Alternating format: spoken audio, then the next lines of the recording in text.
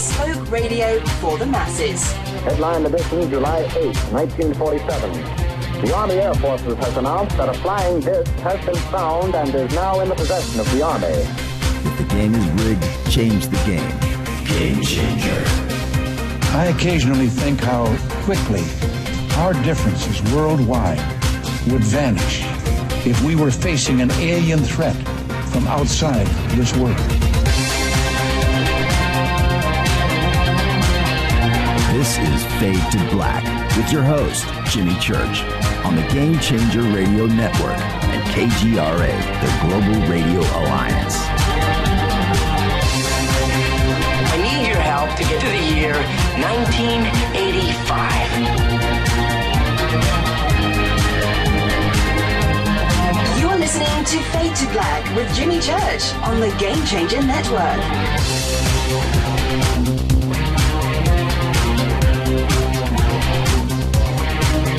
Hey now. How you doing? Fade to Black, bespoke radio for the masses. Today's Tuesday, October 6th. 279 days into the new year, 86 days left. We are live from the City of Angel Studios right here in downtown Burbank, California. COA Vapor, makers of the Faded Black E-Juice. It's called Fader Loose. Just go to the COA banner, jimmychurchradio.com. Use the promo code JimmyLive for that Fader Night special. It's 25% off your order. Do it now. Everybody is vaping. I'm doing it as I speak. I'd like to welcome everybody listening all around the world, all across the United States. Hither and thither, to and fro, back and forth, up and down, east and west, north and south, far and near. This is Fade to Black for KJCR and the Game Changer Network and KGRA, the planet. I'm your oh-so-humble host, Jimmy Church. What is cracking, everybody? Great show tonight. Doubleheader. Tonight, we have very special guest Joshua P. Warren and the White House ghost photo image and his analysis. It's an amazing shot, too, and it's an official photograph. It's pretty cool. We'll be going all over that tonight. And then Jay Weidner is back with us. That's right. I'm often asked about my favorite shows, my favorite guest here on Fade to Black. And Jay Weidner comes up first, Joshua P. Warren, Bobby Schroeder. There's a few guests that are up there. And tonight we have those two of my favorites. And Jay Weidner, oh, man. And not only Falconelli and Alchemy, but Archons and what is going on in the world today. We will be discussing all of that with Jay in the second segment. And then tomorrow night, Alex Teplish will be here. His new book, The Epic of the Anunnaki. I have it here in the studio, and I've read it. It's amazing. We're going to discuss that and some other things tomorrow night with Alex Teplish. And wow. Just exciting stuff. Over at jimmychurchradio.com, we posted a video. It's called Biker Pulls Over and Shoots Amazing Video, something like that. Go and watch that video. Go to jimmychurchradio.com. Click on it. It's right there on the homepage. It may interrupt the show, too, as well. So, but if you're listening to us on something else, you can do it. Figure it out. You're smart. You can do it. But that video is incredible.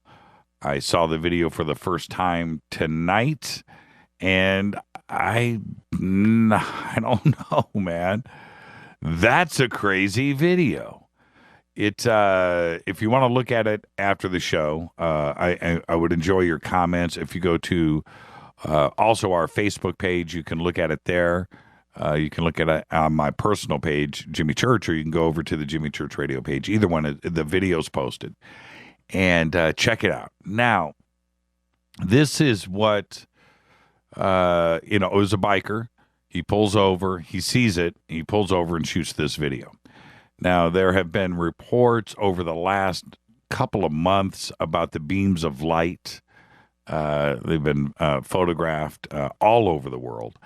And this video shows what appears to be the same thing, except this one, instead of a still shot, it's a video. And clearly there is something behind the clouds that is shooting a beam of light around, and it moves around behind the cloud too as well. This doesn't look CGI at all. It doesn't look faked or anything. This is something real. I just don't know what it is. The beam of light is large. You can tell it's being pointed, and it's moving around, and then it shuts off. But you can see this object is lit up behind the cloud. I don't know if it's looking for something but because it's daylight too. That's the other thing that is strange about the video.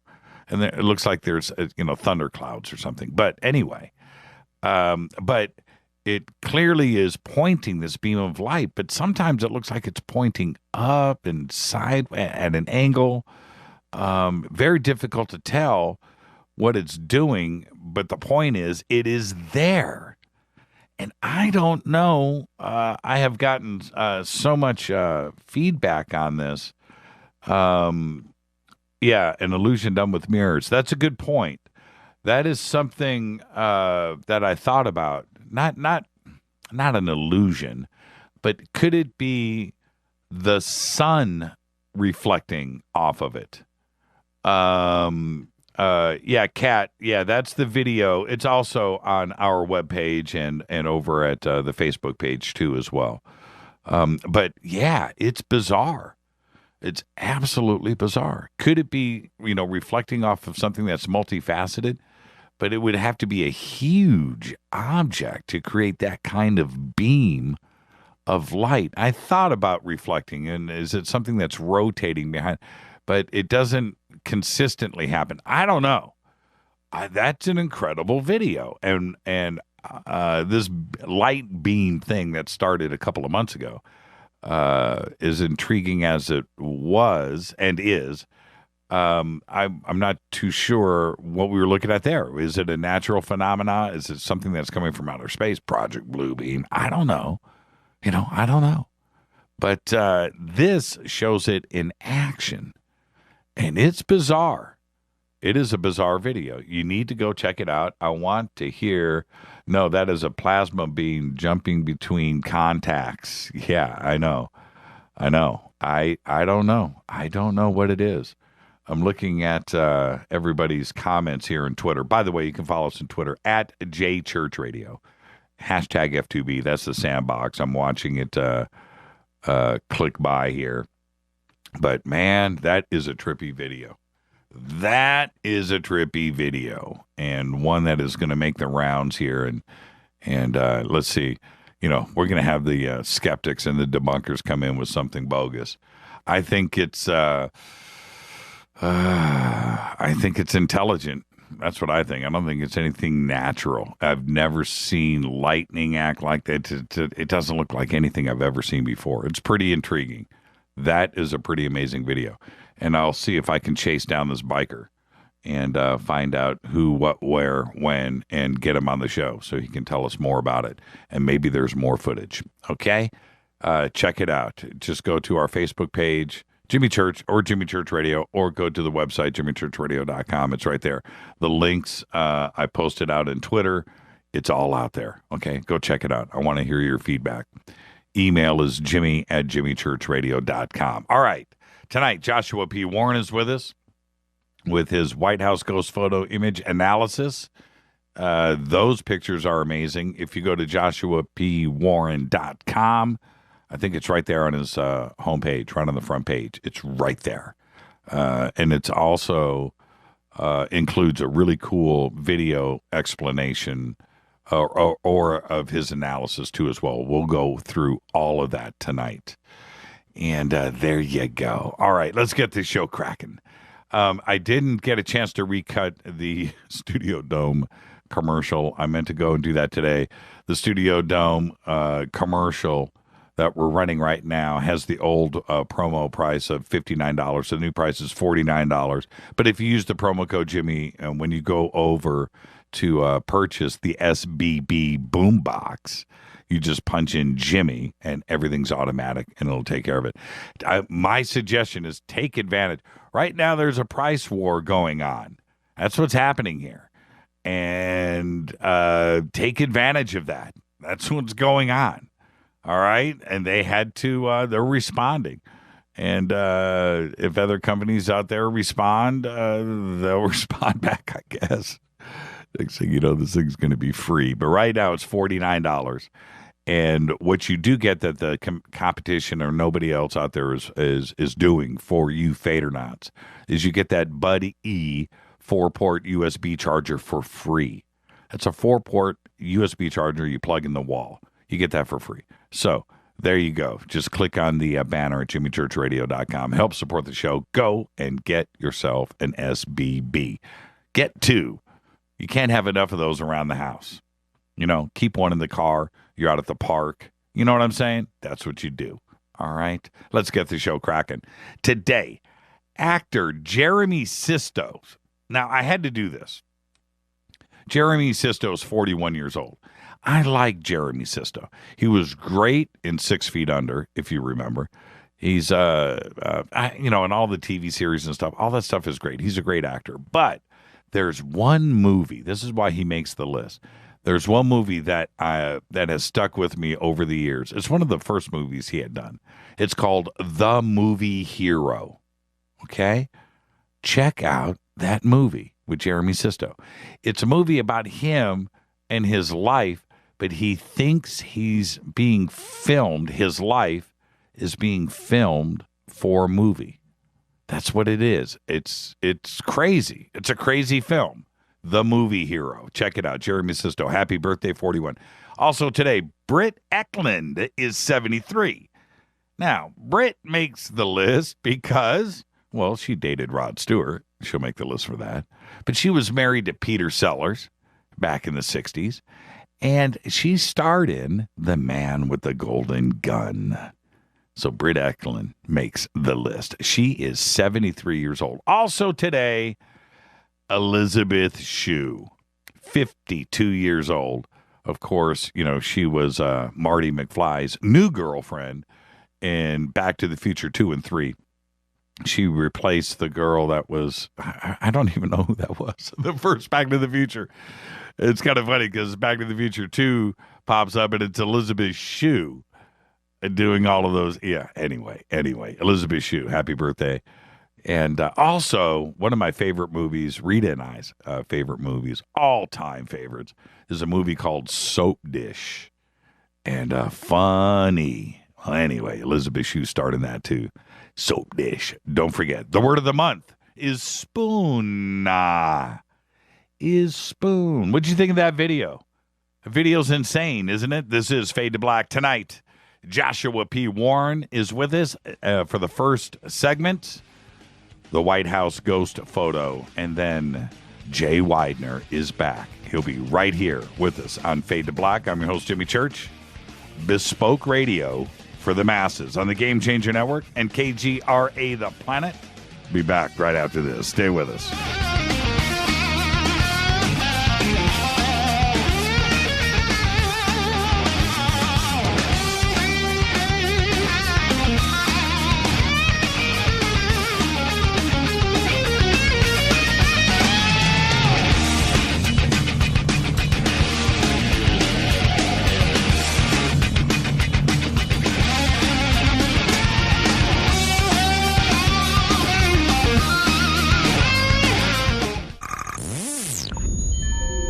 You're listening to Jimmy Church, Fade to Black.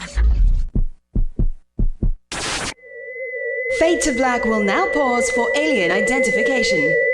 The station that talks the net. KGRA Radio. What's up, revolutionaries? It's me, Jimmy Church.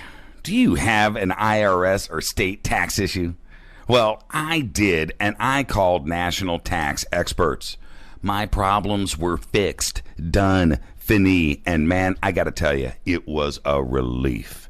National Tax Experts are a recognized tax office that services clients in all 50 states. It doesn't matter where you live. Give them a call. I'm telling you, they take the time to understand each and every client's individual financial status as well as their financial goals. And that's exactly what you need, my brother, when you're taking on the evil 3-letter. So, seriously, give them a call today at 1-877-909-5444. Again, 1-877-909-5444. Or go check out their website, www.nattaxexperts.com. That's NATTAXEXPERTS.com. Tell them Jimmy sent you. 9 out of 10 geneticists agree. Fade to Black is not your father's radio show on the Game Changer Radio Network and KGRA, The Planet. Hi, this is Chase Kletsky with Fate Magazine Radio, and you're listening to Jimmy Church and Fade to Black on the Game Changer Network and the KGRA digital broadcast station, where the Fade or Nots rock. Hi, this is Rob Reiner from Anvil, and you're listening to JimmyChurchRadio.com. What's up? I'm Chris. What up? This is Kyle Massey, and you're listening to Jimmy Church Radio.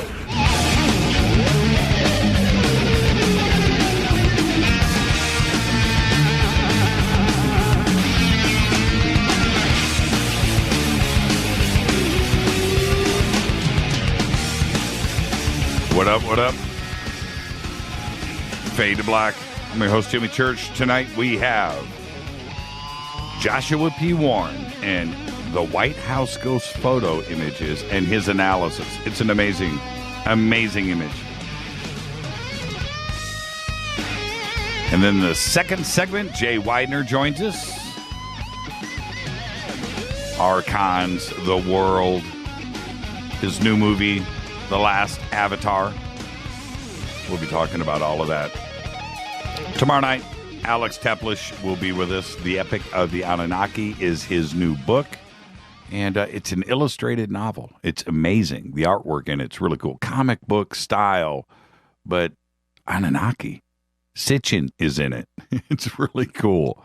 It's really cool. It's really well done. So tomorrow night, Alex Teplish is here.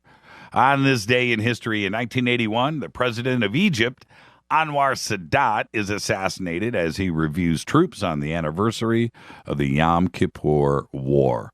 Man, that was a crazy video.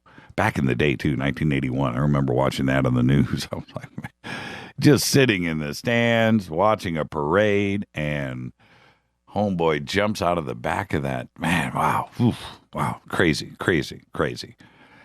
Fader facts.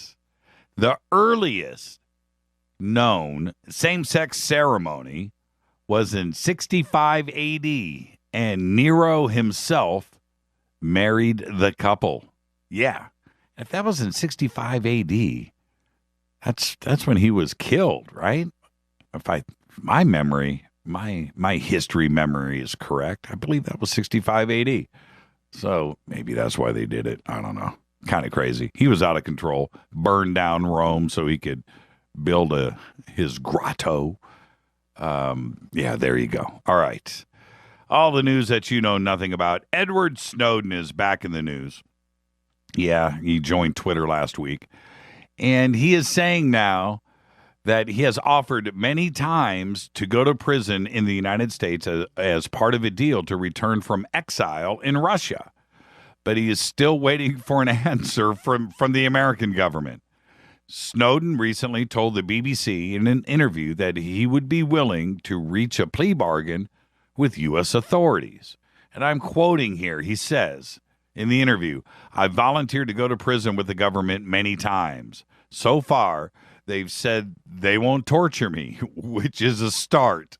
And I think, but we've gotten much further than that, end quote. So interesting, isn't it?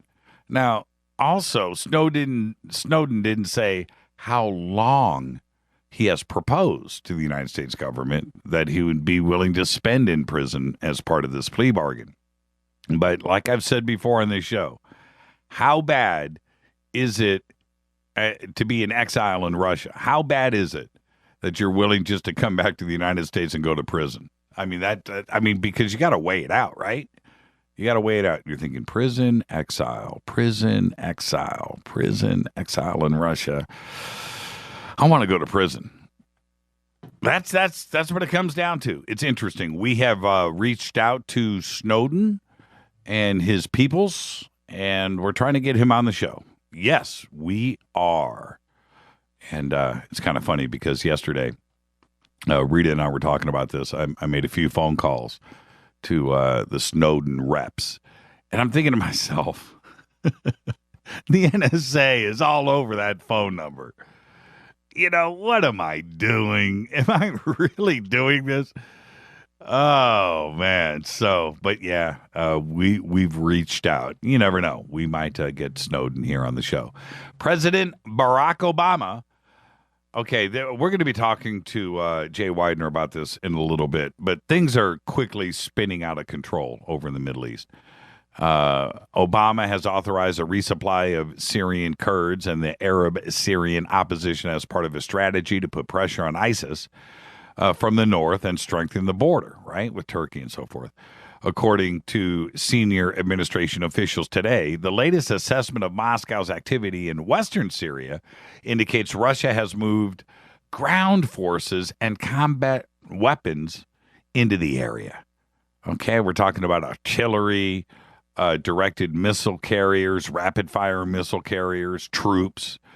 And is this just completely spinning out of control right now? Is it just, are we at the point of no return? I can't put my finger on it. Is it out of control? Is it just, one mistake, one slip, one little thing, and we got us a problem? So I don't know. I really hope that there is communication that we don't know about, back channel stuff, and those guys know what they're doing. That's what I hope. I hope it's just not willy-nilly over there. It's crazy. Russia flying over in Turkish airspace. The whole thing is out of control. Microsoft stunned the world today. Yes, they did, by launching its first ever laptop. It's called the Microsoft Surface Book. Now, as we know, over the past few years, Microsoft has said that Surface tablets would replace traditional laptops, and that was their focus. But now the company is backpedaling and launched this laptop that you can take apart and so forth. But it's a laptop. And to me, they stunned the world with the price, not with the laptop. A base model will cost $1,499. What? A base model.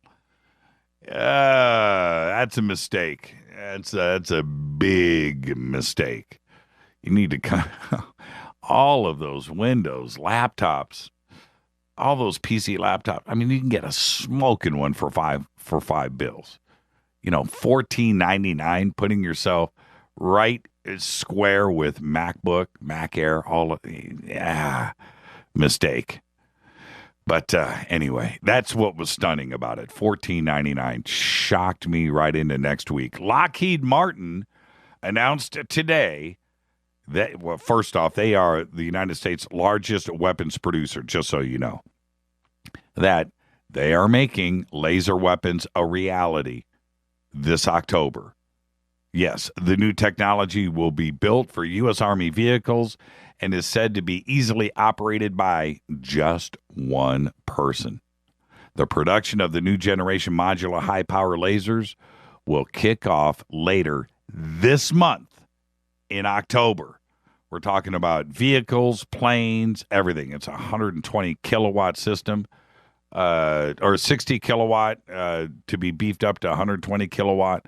The 30 kilowatt system that they showed last month or a couple of months ago, talked about it on the show, that was good enough to melt a truck. Okay? That's it. Lasers are here. Star Wars officially has arrived. A Facebook-funded satellite project will soon provide much of sub-Saharan Africa with wireless internet access, according to Mark Zuckerberg. Made the announcement yesterday. Facebook has partnered with French communication satellite operator EU Telstat. It's European Union Telsat, but I think it's pronounced EU Telstat. Kind of funky, isn't it? EU Telstat. In a multi-year agreement, Facebook tried to purchase their own satellite, thought that it was too expensive. Zuckerberg went back to the table, decided to lease the broadband payload of the forthcoming Amos 6 satellite, which is set to launch in the back half of 2016. Now, there was also some weird comments about this, and I found it strange. It's not for consumers. It's weird. Okay? Now, it's wireless, yes, and you would think that Facebook would want Facebook on phones, right? But they are saying it's more geared towards business in sub-Saharan Africa. Interesting. Adopting a propaganda technique from World War II. This is the craziest story. German activists used a drone to drop anti-spying leaflets over the National Security Agency complex in Germany, the NSA complex. They drop leaflets with a drone. I've seen the video. It's insane. They're hoping to encourage intelligence workers at the NSA complex to quit their jobs in protest over the NSA's mass surveillance techniques. Yes, IntelExit is the activist group based in Berlin trying to raise awareness among intelligence employees of the U.S., the NSA, and Britain's GCHQ, the British spy agency. The group aims to persuade people involved in mass surveillance to quit by making them reconsider the morality of their spy work. Now, what I tried to find today was what the leaflet said. Can't find it. They're keeping that private. It's insane. Now, anyway, I tried to find, if anybody out there knows what those leaflets said, get back to me if you have a shot of it, an image. For some reason, the NSA doesn't want us to know. So they're keeping the leaflets to themselves. On the good news, The Cure, The Cure, Robert Smith.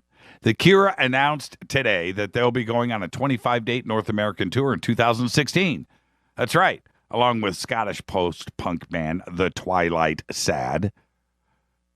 While the tour dates, 3 of the tour dates have been announced.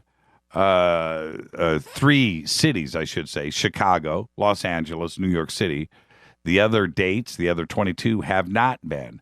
But ticket presale for the cities, those 3 cities, begin tomorrow, followed by general sale on October 9th.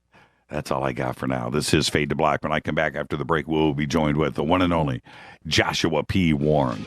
The P is there to separate him from all the other Joshua Warrens out there. Joshua P. Warren and the White House ghost image when we come back.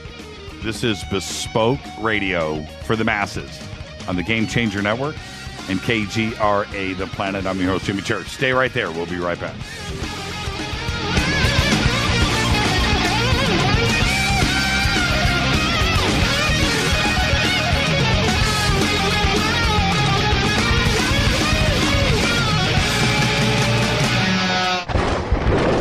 This is Fade to Black with Jimmy Church on the Game Changer Radio Network and KGRA, the Global Radio Alliance. The station that talks the net. KGRA Radio. Hello, I'm Katie, and you're listening to my main man, Jimmy Church, on jimmychurchradio.com. Hi, this is Jimmy Church of Fade to Black. Today, everybody, the Fadernauts and planet Earth is vaping, and I'm very proud to announce our very own e-juice.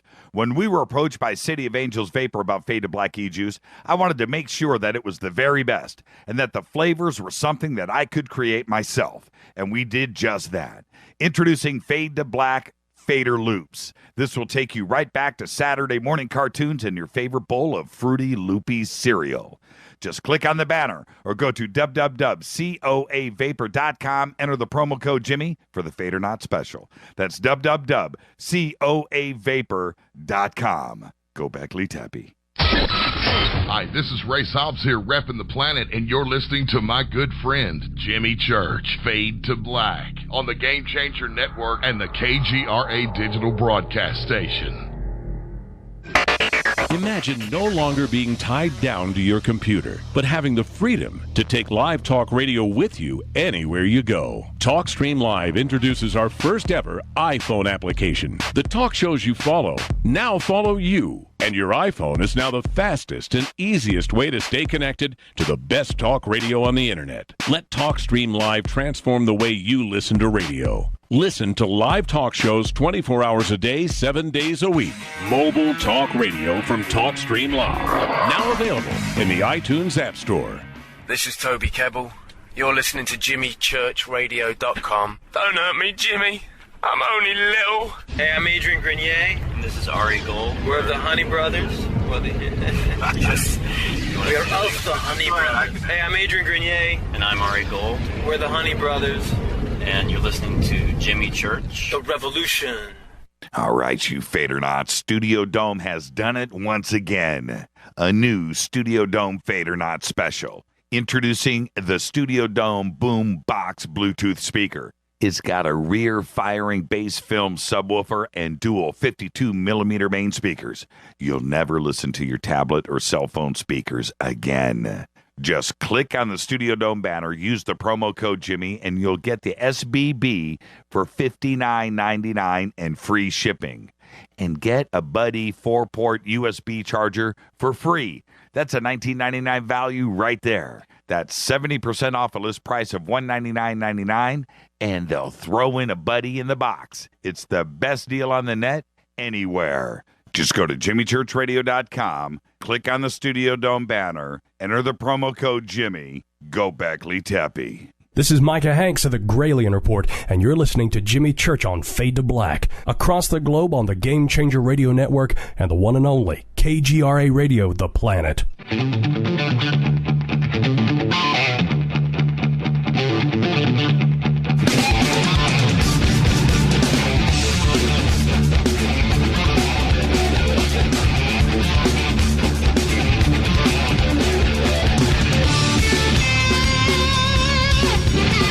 Welcome back, Fade to Black.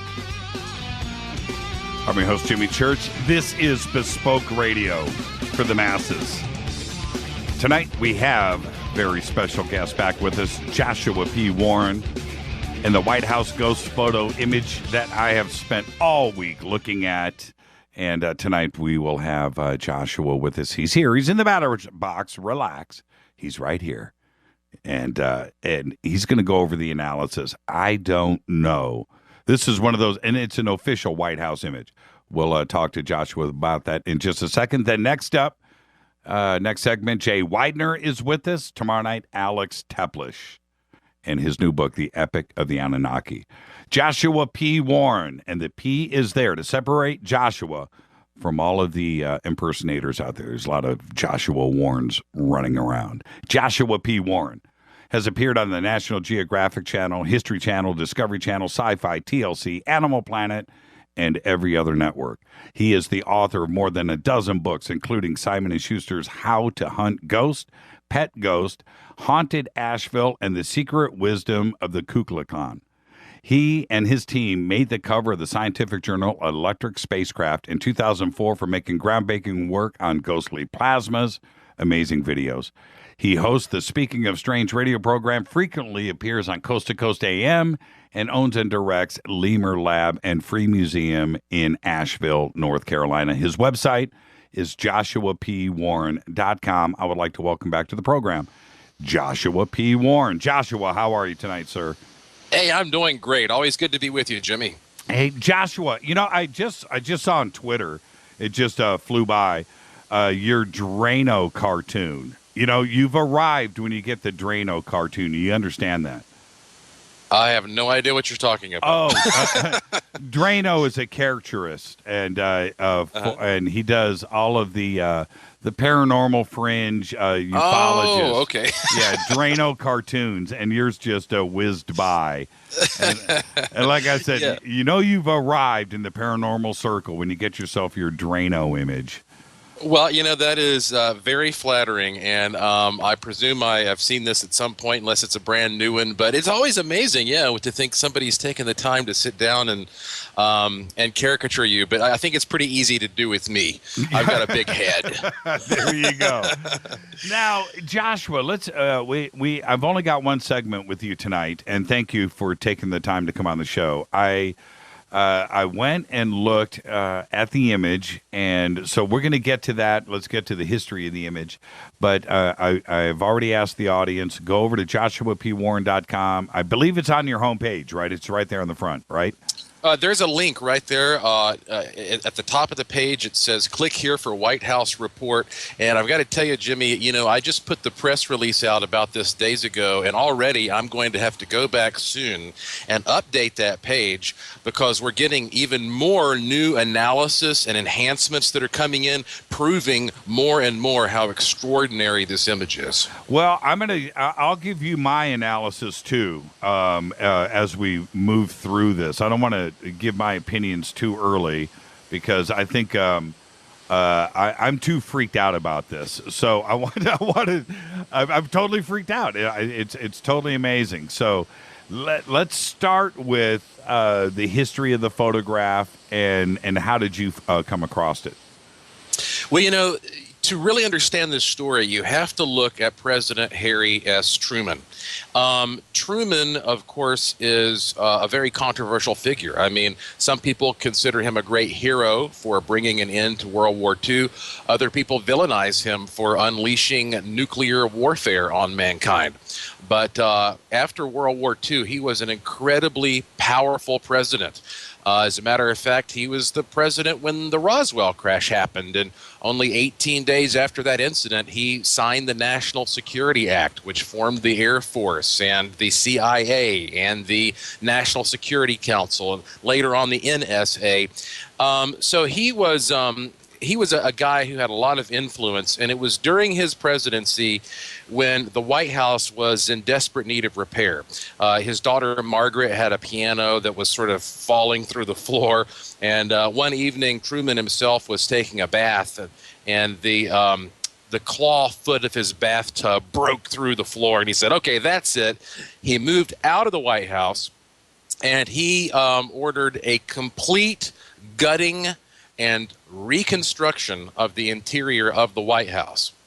Now, during this process, he hired a National Park Service photographer named Abby Rowe to document the entire operation. Now, Abby Rowe had originally been hired by FDR, and as a matter of fact, by the time Abby Rowe died, he would become the most trusted photographer for 5 different presidents. So he was given intimate access to all of these major historic events and all of these personal scenarios. And one of the pictures that Abby Rowe took during this White House reconstruction ended up being printed in David McCullough's 1990s Pulitzer Prize-winning biography of Harry Truman. And there were a lot of black and white archival photographs. Well, a reader in Missouri named Bob Martin noticed something weird about one of these pictures, and he contacted me. When you take a look at this image that Abby Rowe took, presumably with a medium format camera, what you see is one of these big, large, holdout sections of the gutted White House. Right in the foreground, you have a bulldozer driver who is posing on his bulldozer. In the background, you have 3 men who kind of look like maybe supervisors or some kind of contractor management, and they're sort of standing off to the side out of view. But directly behind the bulldozer driver in the background is a figure that is clearly out of place. It is a translucent human figure, a full-bodied figure. You can obviously see head, arms, legs. There's no question when you look at this image. It looks like a translucent person is standing there, but this person does not look like he belongs there. He's in a weird position. He's not trying to shuffle out of the picture. And so this was unexplainable, especially when you start analyzing the way the photograph was shot. So I decided this year would be the year when I would roll up my sleeves and get in the trenches and really figure out what the heck the story is behind this picture. So I traveled to Washington, D.C., hooked up with my filmmaking buddy, C. Eric Scott, and we spent weeks of doing research and filming, but really months altogether of doing research in general. And I was bounced around like a pinball between the Truman Library and the National Park Service and the National Archives and the Secret Service and the White House. It's pretty amazing when you go to Washington, D.C. and start asking all these bureaucrats about a ghost photo in the White House. I mean, that experience alone is pretty remarkable.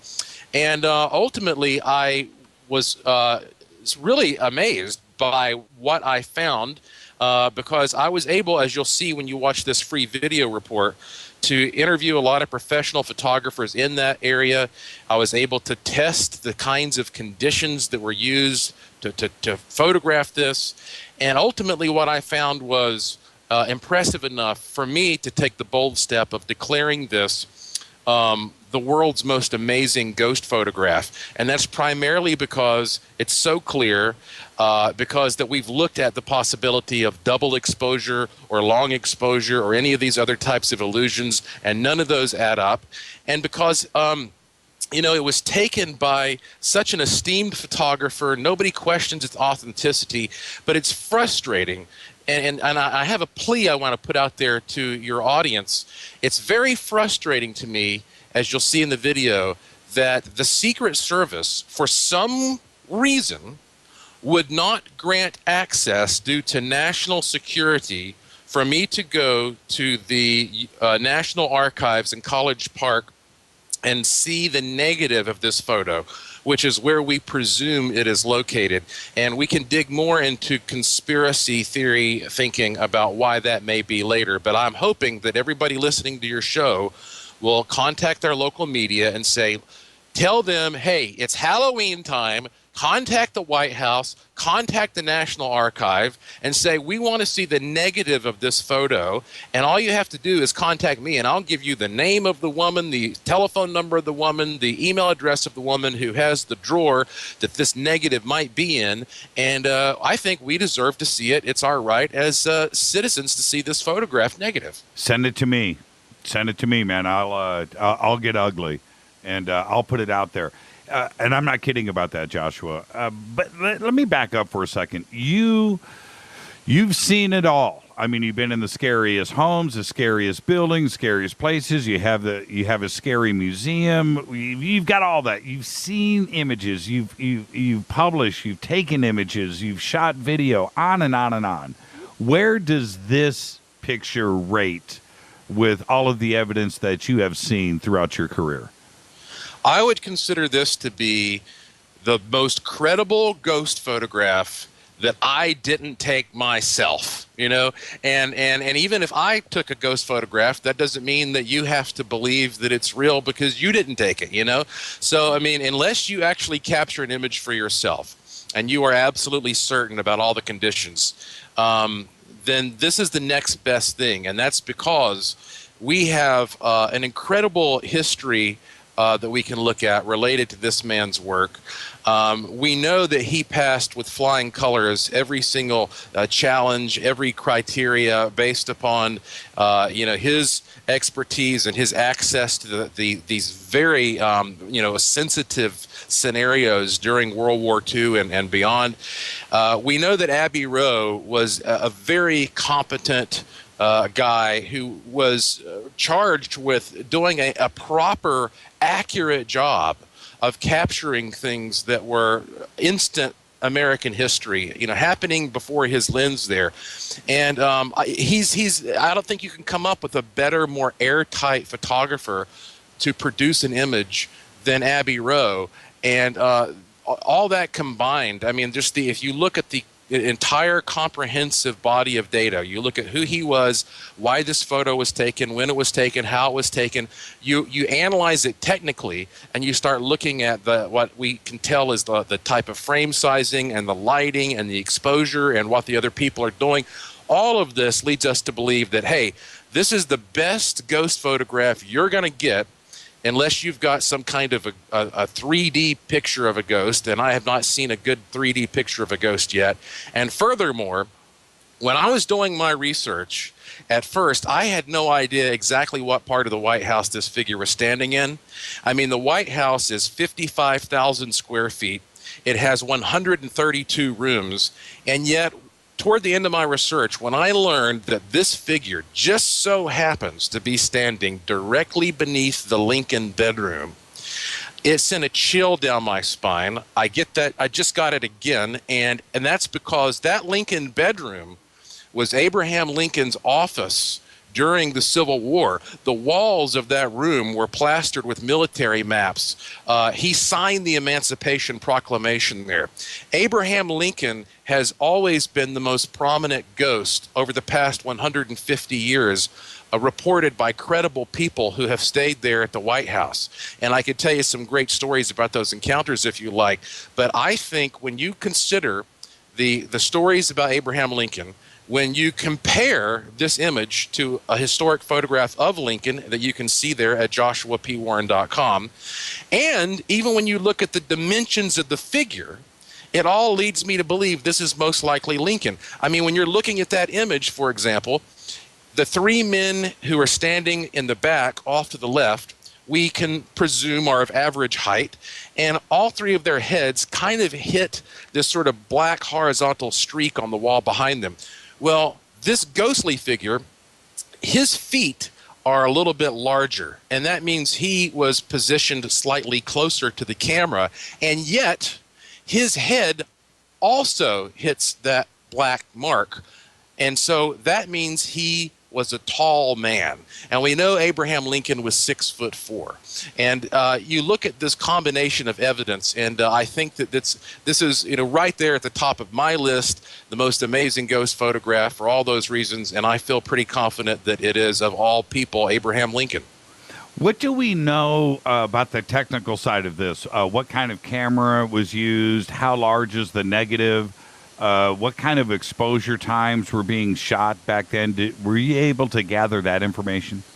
We were able to get pretty close. Actually having the negative would answer for certain a lot of those questions. Sure, but all the experts who looked at the image said that they felt that this was a medium format. Now, I used to shoot medium format pictures all the time myself when I was young. And I've got a pretty good background when it comes to film and filmmaking, as a matter of fact. And so I'm very familiar with medium format cameras. And we have pictures of Abbey Rowe on shoots using his cameras, and so we can actually see he seemed to prefer medium format cameras, so it's a rather large image size.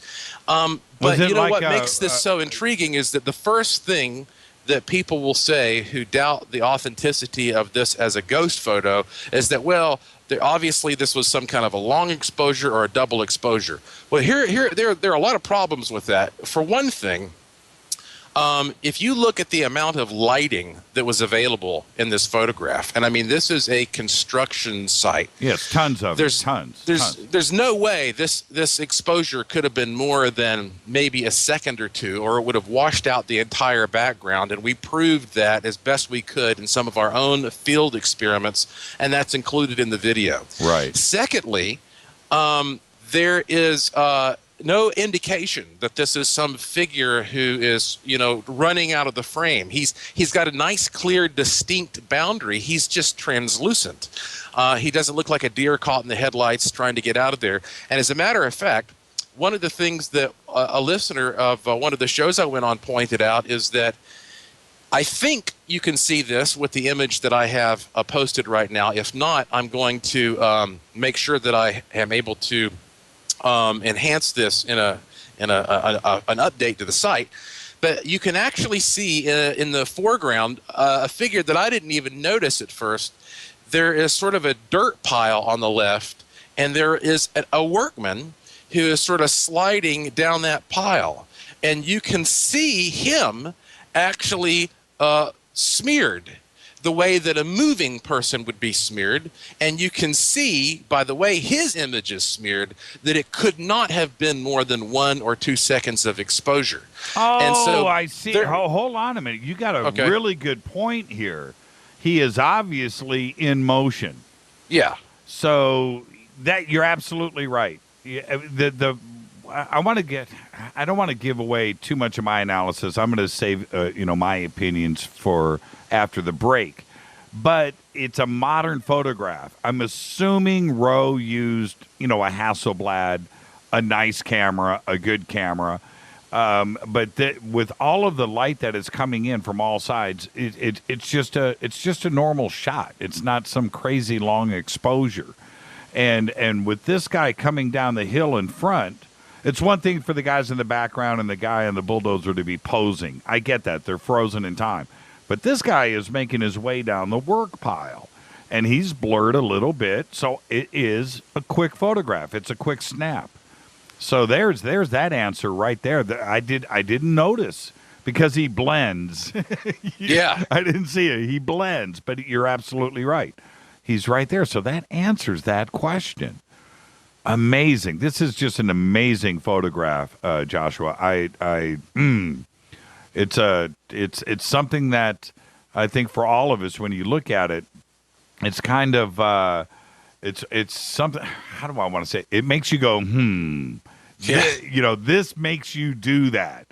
It's before Photoshop. It's before all the, looking at the original negative will answer a lot of different questions, but it's not going to change what is in the photograph itself, because the photograph itself comes from an official photographer. It's an official archived White House image, so it's not really going to change things. It'll answer how big the frame was, what kind of film was used, is there a double exposure? It'll answer that, but it's not going to change the fact that guy is in this picture. That's right. And we know that even though we have not seen the negative, and who knows, maybe the negative doesn't exist. I mean, the National Archives was unable to confirm whether that particular negative is out there, only that they have a collection of Abbey Road negatives, and we can presume that if it does exist, that's going to be our best bet to find it. But still, that said, the best print that exists is archived at the Truman Library in Kansas City. And, of course, that was the very first place that I contacted. And I talked to their imaging archivist there on a number of occasions. And as a matter of fact, I even had them make me a print, which I have blown up, displayed at my Asheville Mystery Museum in Asheville, North Carolina.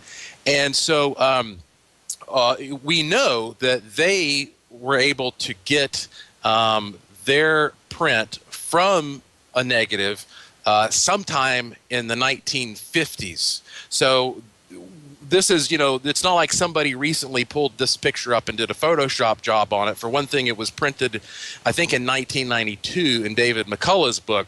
But we've got this guy, this translucent figure, standing there on a print that they've had since the 1950s at the Truman Library. And also, I want everybody to realize now, if you go to joshuapwarren.com, I always point out there's no period after the P.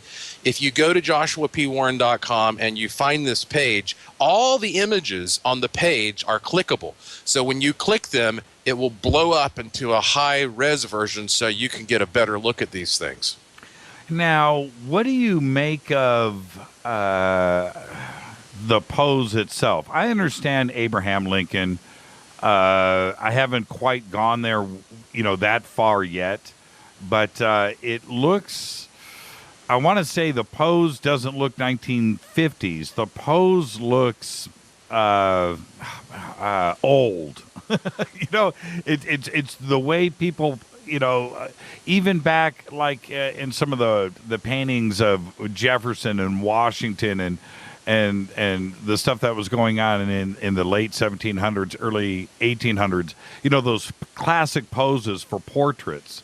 It kind of reminds me of that, too. Do you think it could be that old? Do you think it could be a ghost from the civil or the Revolutionary War period? Well, it's certainly possible. I mean, the White House is such a dramatic, haunted place. I mean, it has been suggested this could just be some nameless servant forgotten to history. Right. But you're absolutely right. When you look back and you look at these pictures of people who lived long ago, none of them look happy, for one thing. And they all have this, kind of a rigid, stoic. Yeah, kind of posture. And there is definitely more of that kind of an impression that you get from this figure. And obviously, we're talking about some slightly subjective territory when it comes to interpreting that.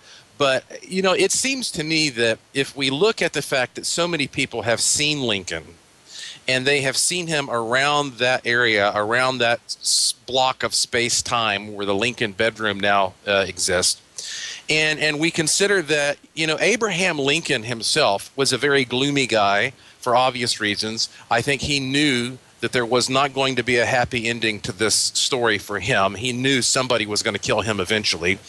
And I think when he died, knowing how tumultuous the state of the country was, knowing how many lives had been sacrificed, he was such a thoughtful, intellectual guy that he would have been very curious to see, was this all worth it?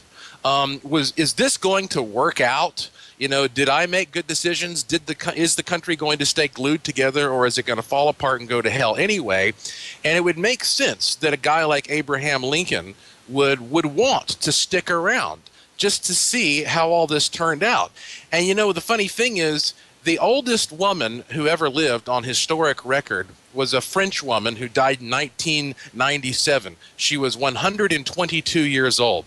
Abraham Lincoln was assassinated 150 years ago. So what I'm telling you is that in historic terms, it's not that long ago that this actually happened. I mean, it's a little longer than a potential human lifespan. Right. But if he were going to stick around to see how things worked out, 150 years, and of course, if this was in 1950, not even that long, it makes sense that Lincoln would would have a motivation to stay here and haunt the White House.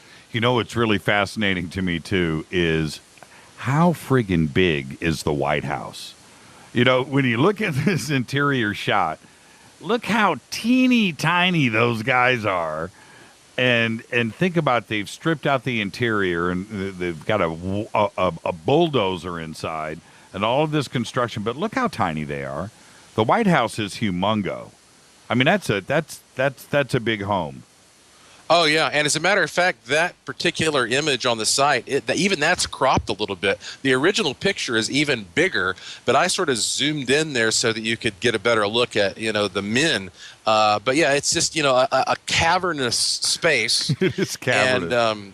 And I got to go take a nice tour of the White House in 2011. So, I was able to get a firsthand look at how impressive some of these things are inside. But they won't let you take any pictures in there. And they certainly will not let you ghost hunt. So maybe that will change. I mean, hey, Obama's coming up on the end of his presidency. Wouldn't that be a nice treat for him to allow a guy like me? How about you and I, Jimmy? You and I go to the White House and do a ghost hunt next Halloween. Dude, wouldn't that be a nice treat for the American people? I am so there. Let's take a quick break. Tonight, Joshua P. Warren, the White House ghost image. More on analysis of this incredible picture when we come back right after this. Joshua P. Warren, Fade to Black, Jimmy Church. I'll be back right after this.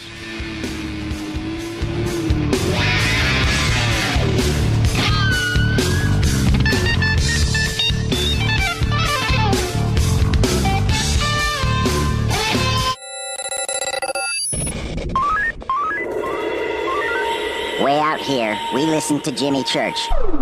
You're listening to Fade to Black.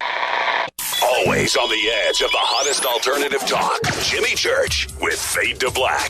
KGRARadio.com. ¿Qué tal, mis amigos? Yo soy Mario Carson, el tiburón, y los invito para que escuchen a mi buen amigo Jimmy Church Radio. ¡Claro que sí! Did you ever turn to your radio for your favorite talk show to find that it's been preempted for this? In the air to deep right center. Back goes Lewis to the wall. And it's out of here. Or this? And I'm ashamed of you, Hillary, for voting for it. Do you have a favorite talk radio program that's not available in your city? Just go to TalkStreamLive.com for links to the best streaming talk radio shows. At TalkStream Live, you will find live talk shows 24 hours a day, 7 days a week. All your favorites are here. With such a large selection, you will also discover some new favorites. On the go and still want to listen? With a mobile smartphone, simply type TalkStream Live on your internet browser. Now you can take internet radio with you. You will also find hundreds of music, news, and sports streams. Best of all, the TalkStream Live directory is free and there's never a login required. Remember TalkStreamLive.com, the fastest route between you and your favorite talk radio show. You are listening to Fade to Black with Jimmy Church on the Game Changer Network. Oi, oi, I'm Reese Evans. You're listening to Jimmy Church. This is Revolution. The revolution will not be televised. The revolution is on radio. Ciao.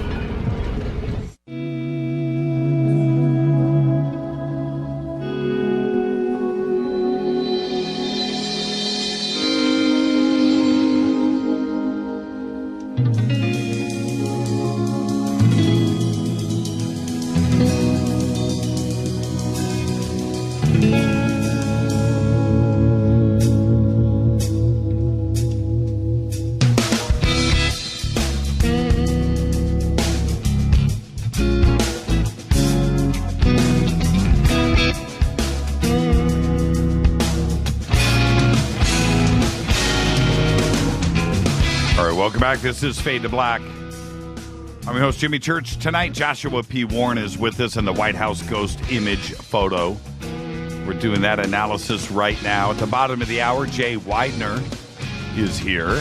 And then tomorrow night, Alex Teplish and his new book, The Epic of the Anunnaki.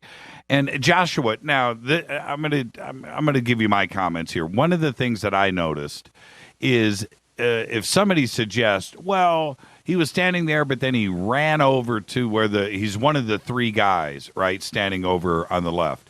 Mm-hmm. But the three guys look to me like they're all wearing hats. Yes. The ghost is not. Did you notice that? Yeah, absolutely. His dress and his demeanor and everything about him looks entirely different from every other human subject. And he's also appears to be tall. He's taller than the other three guys standing on the back wall. Yep, he sure is. I mean, again, you look at his feet. They're bigger, meaning he's closer to the camera, but his head still hits about the same spot. That means he's a tall guy. No shadow. I noticed that too as well. Yeah.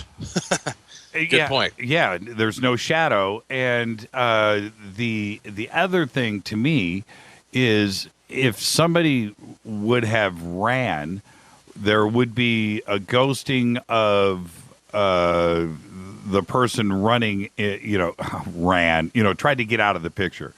And that doesn't appear to be here at all. He is perfectly still, and there's no, fuzzy? There's nothing, he's just there. Well, in our video, you can see that C. Eric Scott, who is a professional photographer and has a degree from film school, he was my co-producer on this project. He has all kinds of cameras, and his work has been published all over the place. He and I have been working together for probably 15 years on a variety of projects. He and I worked together on Paranormal Paparazzi on the Travel Channel. We've worked for Warner Brothers on film projects. I have been around film so much. I've got my name in the credits of a Warner Brothers film as a consultant. So I know a lot of great people who work with film all the time. Right. And we went out there in the field and we said, okay, it's one thing to look at this picture and to analyze what's possible hypothetically. It's another thing to get out there with cameras, with different types of lighting scenarios, and try to reproduce it. And we tried and tried and tried, and we could not reproduce the effect of getting a guy who has a nice, distinct boundary but a translucent body, especially without doing an exposure time long enough to wash out the entire background. And furthermore, if somebody made it their life's mission to reproduce this photograph without going to some kind of extreme measures, then they might be able to do it. But I don't think they would be able to do it under the circumstances that Abbey Rowe was working under when he took this picture. What? Okay, here's the obvious question. If it's not a ghost, then what is it? Well, that really goes down the rabbit hole. Yes. I know you'll enjoy this conversation, and that's because it really goes back to what was happening in the world when Harry Truman was president and when this picture was taken. For one thing, we have to remember that when World War II was taking place, I mean, Americans were literally afraid the Nazis were going to come over here and put boots on the ground and take this country. I mean, that was a very realistic fear. And we still have people like George H.W. Bush, who was a fighter pilot during World War II, still living today. And they haven't forgotten that fear. They haven't forgotten that paranoia, which is why a lot of secrets are still being kept that are related to that era. And during that period of time, around 1950, you've got everybody walking on eggshells. The Cold War has begun. Everybody's waiting to see who's going to get nuked next. And then this craft crashes in Roswell. The government goes through this major restructuring right about the same time.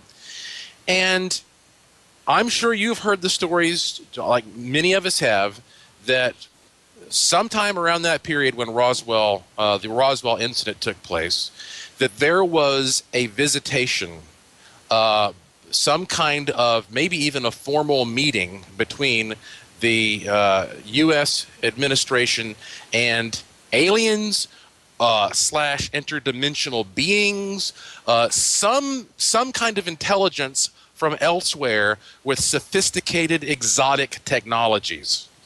And it makes sense that if indeed there was some type of an operation or some kind of an incident like that, which, by the way, started to very quickly morph into what Eisenhower warned us about later, the military-industrial complex, well, then it could be that any type of imagery from that White House or in the White House area from that general period of time has just been blanketly labeled, boom, classified, top secret, can't get any closer to this than we already have allowed because it's too risky. People may be able to see some kind of evidence that was accidentally captured, that, you know, this is actually not only some kind of a being from, you know, maybe again an alien or an interdimensional type being, but what if this is an example of one of these technologies at work that had been obtained? Let's say, you know, I've heard stories, who knows if they're true, that some Secret Service agents have devices that they can use to create kind of an invisibility cloak around them. Mm-hmm. And maybe what we have here is evidence of somebody who was a Secret Service agent who was sort of captured using one of these devices. Now, again, I'm happy to go out on a limb, and it opens up a lot of different possibilities. I still think this is most likely Lincoln's ghost, but if I'm wrong, it doesn't matter if it's Lincoln's ghost or not. If there was something happening in the U.S. government, especially around the White House, at that critical point in human history that could be revealed, that would explain why they would be so unreceptive to people like myself, a typical, you know, researcher, historian. I was born in the U.S. I've never been arrested. I have a passport. I've been inside the White House. Why should they deny me access to those negatives if they're not covering up something? Yeah, it's just a photograph of construction at the White House. What's the big deal? What I find so fascinating about the image itself, when I look at it, when you look at, ghost images, and we've all done it, I've looked at thousands just like you have. Okay, you can look at it and it's, lighting or whatever. It's cool. It's ghostly looking. Okay, all right. But it's not this. This is totally different. This is an official White House photograph with a translucent man in the photograph standing there. It's not some kind of light anomaly or a lens flare or anything else, a digital artifact. It's not any of that. It is just anything else that you would look at for yourself, Joshua. When you look at a photograph, you got to approach it as a skeptic, try to debunk it, figure it out, and then if it's none of those things, then we can go to the paranormal side and visit that. Well, you've got that in spades here. There isn't anything that gives it away to being something that it's not. It is simply a translucent ghost posing in a photograph. It's amazing. I own and operate very popular ghost tours in Asheville, North Carolina. I wrote the very first book of Asheville ghost stories there, and I created the first ghost tours. And last year, there was a group of people who went on one of the tours and then afterward emailed me and said, "Whoa, we think we captured a ghost on your ghost tour." And they sent me this picture on a creepy street called Church Street. You can imagine most towns probably have such a place. And it looked like there was a woman standing there, a female figure. She was a little blurry, a little hazy, but you could definitely see a woman there. And it was a weird, creepy-looking image. And I got really excited about this. And I thought, hey, this is great for my business, right? Because anytime you can say, hey, come on my ghost tour, you can actually see this, right? Right. So I had every interest in promoting this as an apparition captured on my ghost tour. But you know what I did? I took that picture and I sent it out. For one thing, I interviewed the people who took the picture and made sure they seemed legit. I got all the information about the camera. I sent that image to the best experts I have out there. We all did our analysis, and finally we concluded that that was a picture of the tour guide that was working that night, who had stepped into that area to do something bizarre, I don't know, something out of character, and had been captured. And I said, okay, we did everything possible, and I'm telling you that we've explained this. This was a person there. Now, if I were the type of person who wanted to jump to conclusions and say something is ghostly in a picture when it's not, that would have been a perfect time for me to do it. Because, again, I had a financial interest in that being a real ghost photo. And I will be the first to tell you if I think something is not legitimate. Well, yeah. And again, all of the things that we look for in a photograph to discount it, to make it what it's not. It's not here. It's not present in this photograph. It's just quite simply not. It is what it is, and that's the and I can't. I don't want to let this get away from me. The work lights are there in the room too as well. So you have the room is obviously lit up on the inside, so the construction workers can work. They don't work in the dark. Yeah. You follow me? So you have the ambient light, obviously. There's no windows. Everything is, it's just a shell. So you have everything coming in from outside. That's there. But there's all the work lights that are present, so these guys can work on the interior of the White House. So this is a well-lit room. It's not a long exposure. And also there's no shadow. I find that really strange. It's bizarre. If you look... see where the three guys are standing and see the beam right there, the support, the I-beam. You see the shadow? You see the shadow going to the left? Sure. Okay. Now go over to the figure standing there. There's no shadow. Yeah. And if it was somebody, if it was a double exposure, if it was a real person standing there that got out of the picture, we would see a shadow at his feet, right? Am I wrong? I would imagine that you're right about that. And that has been one of the questions that people have asked me from time to time over the years. Do ghosts cast shadows? And I think it is possible for a ghost to cast a shadow, but I think they usually don't because there's just not enough mass there. Right. I mean, for example, you can take a cigarette and blow cigarette smoke and you can see a shadow That's right. of the cigarette smoke. Sure. So it doesn't take a lot of matter or distortion of light in order to create a shadow, but it doesn't seem to be common when it comes to legitimate ghostly images. No, because to the right, there's a huge window. There's a huge opening there. You see the light coming in. And that's what's casting the shadows on everything that is in the room down on that end. There's no shadow around dude. You know, there isn't. Yeah. There's simply nothing there. Incredible photograph. I mean, incredible. Now, when you went to go do your double exposure attempts and long exposures too as well, when you went, I know it's in the video, but when you went and looked at the images, two totally different examples, right? Absolutely, yeah. I mean, we spent hours and hours and hours, and of course, what you see in the video is the closest that we were able to get to that kind of an environment. Not far from D.C., there is an old fort, and it's got some of these kind of like dark, shadowy, sort of cavernous areas that have natural sunlight coming in the windows. And so we figured that that would be maybe the closest thing that we were going to get to that type of setting that was easily accessible in the D.C. area.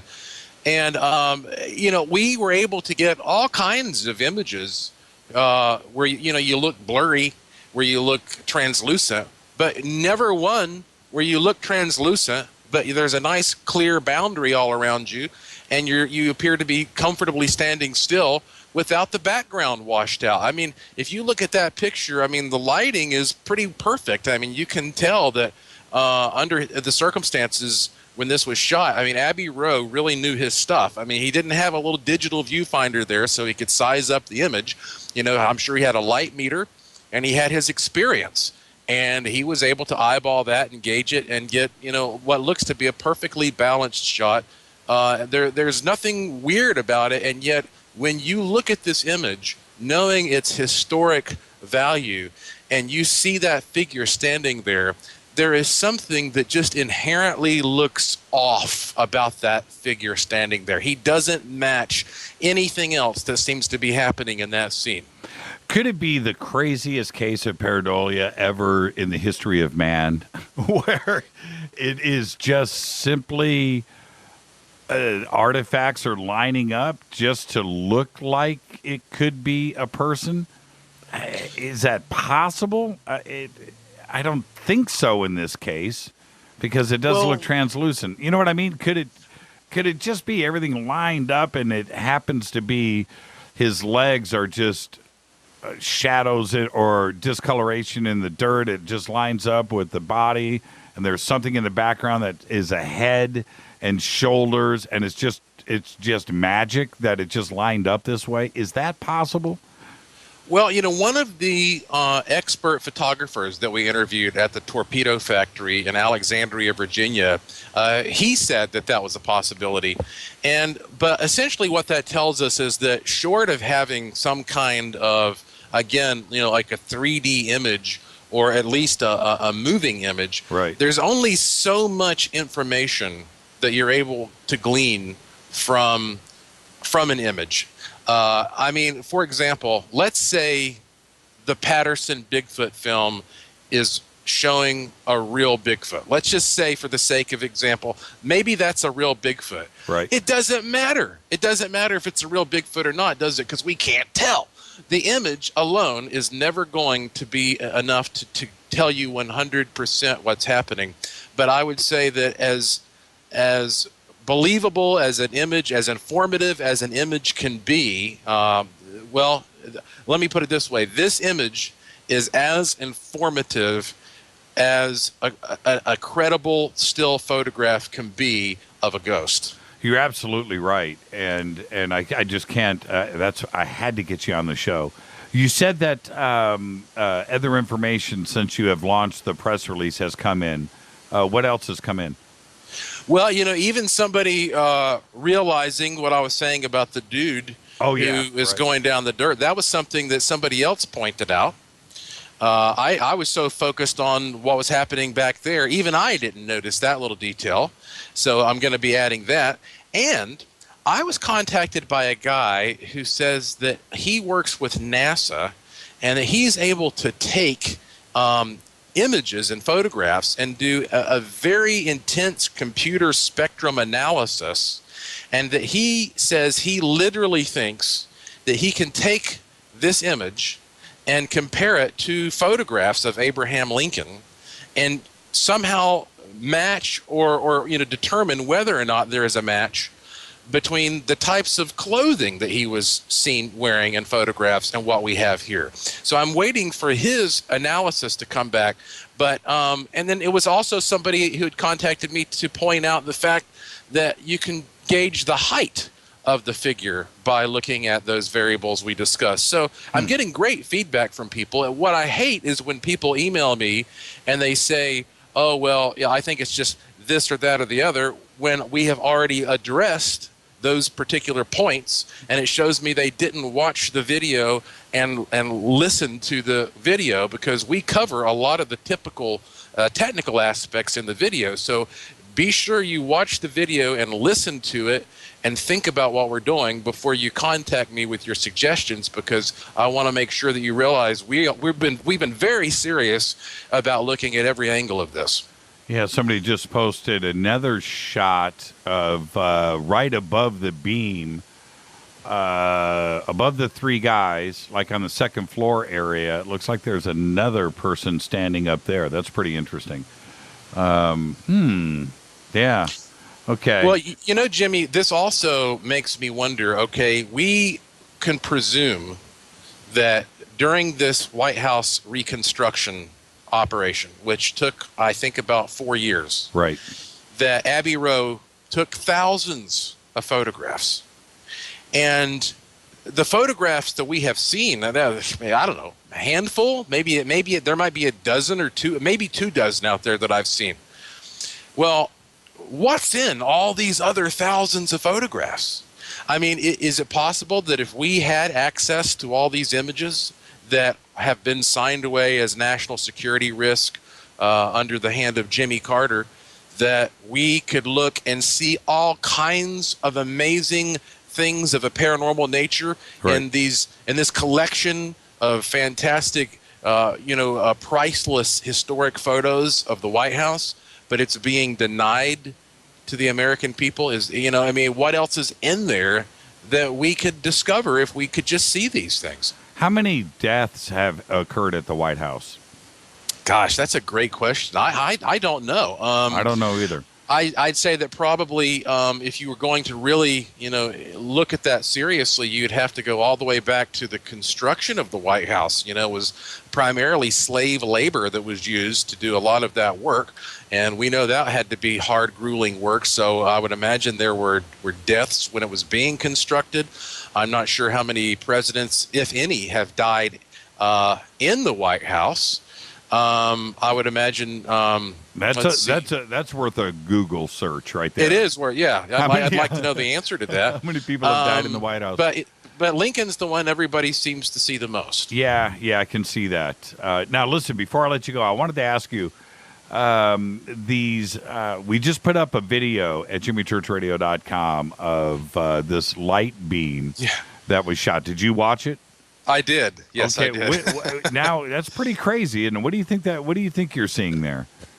I was hoping you wouldn't ask me about that, because I hate to not have a good answer for something. But boy, that's weird. I know. I watched it because I heard you talking about it, and I watched it, and right off the bat, it does look authentic, whatever that's worth. I mean, like you were saying, I don't think it's some kind of like CGI job, but when you really start thinking about what could cause something like that, I guess the first thing that struck me is it does look like sunlight. It has the same sort of luminosity, I guess, of sunlight.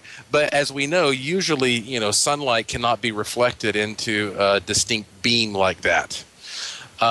If you had something really shiny up there, you should see, like a big bright reflection, but not necessarily a continuous shaft of light coming out. It also appears that there's something intelligent, as you said, up there moving around. It would not be surprising to me if there were some kind of an aircraft hovering there, whether it be of terrestrial or, dare I say, extraterrestrial origin, and it's doing something. It's opening doors, or it's changing some kind of I guess organization of panels, and it's definitely maybe even taking this sunlight and then redirecting it and focusing it into a beam, and maybe it's some kind of a solar technology that's being used by this craft. Yeah, it looks like it's working. That's what it looks like. It looks like it's doing, like it's busy. That's what that's a freaky video. And have you seen the beams, from around the world, all these beams coming out, have you seen these beam photographs?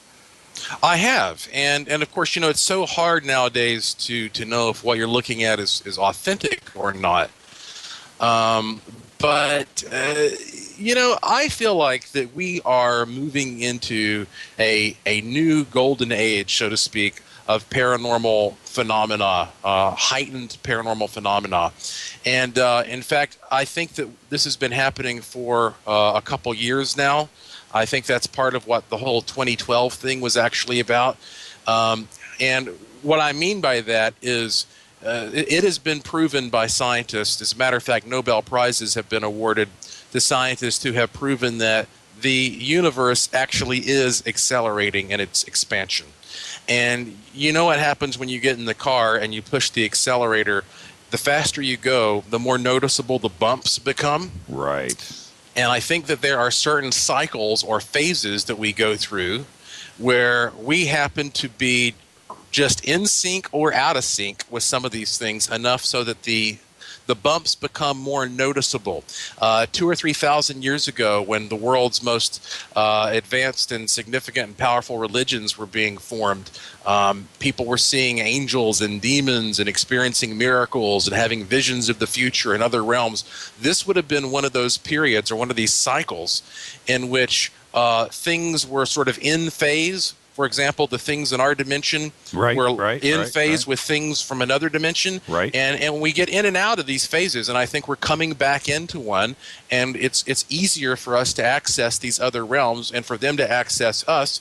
And we're going to see all kinds of things that are going to remind us that ultimately we're just very arrogant apes here, and there's a heck of a lot we just don't understand from our point of view. 60 seconds.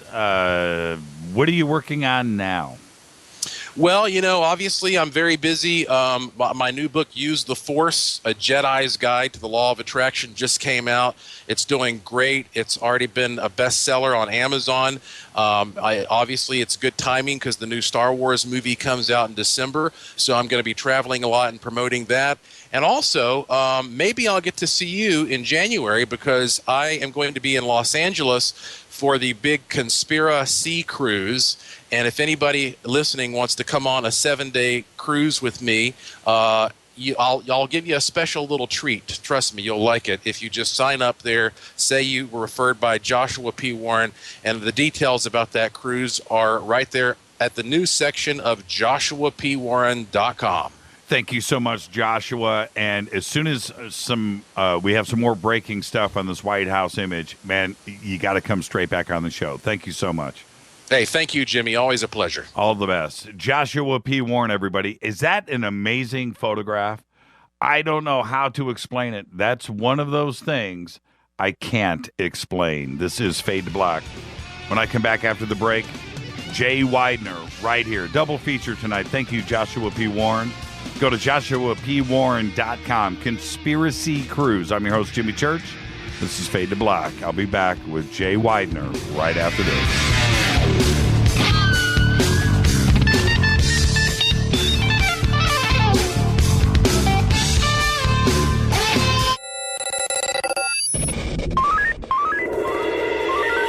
Way out here, we listen to Jimmy Church.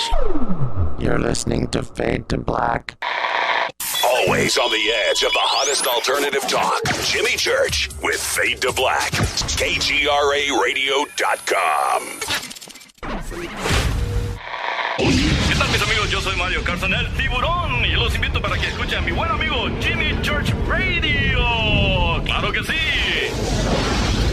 Did you ever turn to your radio for your favorite talk show to find that it's been preempted for this? In the air, to deep right center. Back goes Lewis to the wall, and it's all here!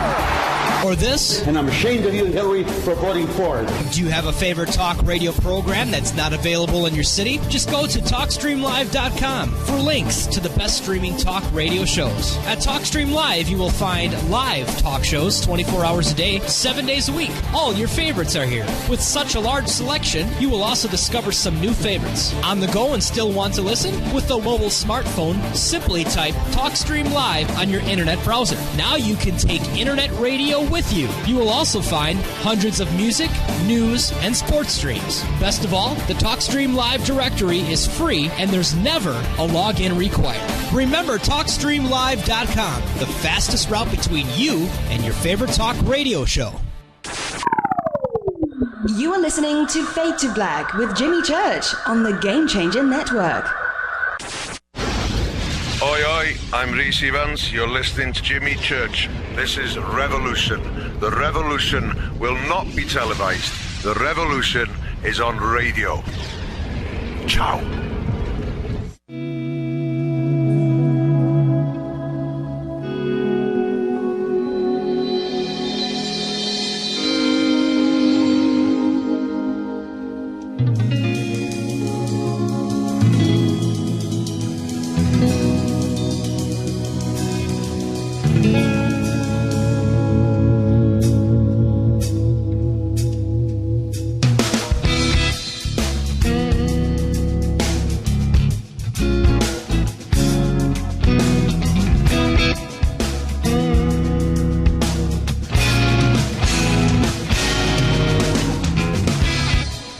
Welcome back to Fade to Black. As I said in the intro of the show today, and I've been talking about it for the last couple of months, never before, certainly in our lifetimes in modern history, has the world seemed so strange. And I don't know what's going on. And there is something there. We can almost touch it. It's tangible now. It's not about tinfoil hats and crazy people running around screaming things. You can touch it. And Jay Weidner is somebody that not only has talked about this for a long time, but you know he's been on the show a few times, and we have talked about exactly what is going on now. Negative influences out there are everywhere. Jay Weidner has been called by Wired magazine an authority on the Hermetic and alchemical traditions and a erudite conspiracy hunter. Jay Weidner is a renowned author, filmmaker, Hermetic scholar. He's considered to be a modern-day Indiana Jones for his ongoing worldwide quest to find clues to mankind's spiritual destiny via ancient societies and artifacts. His body of work offers great insight into the circumstances that have led to the current global crisis. He is the director of the powerful and insightful documentaries Kubrick's Odyssey, Infinity, The Ultimate Trip, and the forthcoming feature film, I want to talk to him about this too, Shasta. He's also the producer of the documentary films 2012, The Odyssey, and his sequel, Time Wave 2013, and his new projects, The Last Avatar, 1 and 2. I would like to welcome back to the program Mr. Jay Weidner. Jay, how are you tonight, sir? I'm really good. How are you, Jimmy? It's fantastic to have you back on the show. And, well, before we get into this world in crisis that is disturbing, I can't think of anybody to get on the show but you to talk about this.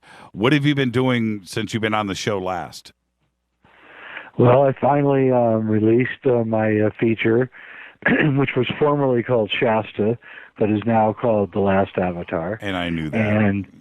And it's come out with great accolades from people like Zen Gardner and David Icke and Michael Tellinger, New Dawn Magazine, did a really great review of it, which will be out in their next issue. And it's doing really well. It's up on Vimeo, and people can see it. They can go to the website. Is called thelastavatarmovie.com, and you can see the preview, and you can go to the site and if you want to watch it and read about it and all that. And it's really addressing exactly what you're talking about. It's a feature film. It's not a doc like I'm usually known for, and it has actors and a real plot and all that. And it's about how to get out. At least it suggests a way, as David Icke puts it, to get out of our current crisis. And so I posit the crisis, and then I also try to show a way to get out of the crisis, or at least understand our intrinsic nature and that we are greater beings than we have been led to believe, and then that will lead us out of the crisis.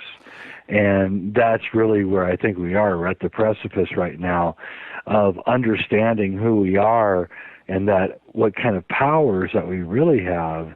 And in that awakening, the elites have decided to unleash holy hell on us because that's the only way they know how to control us.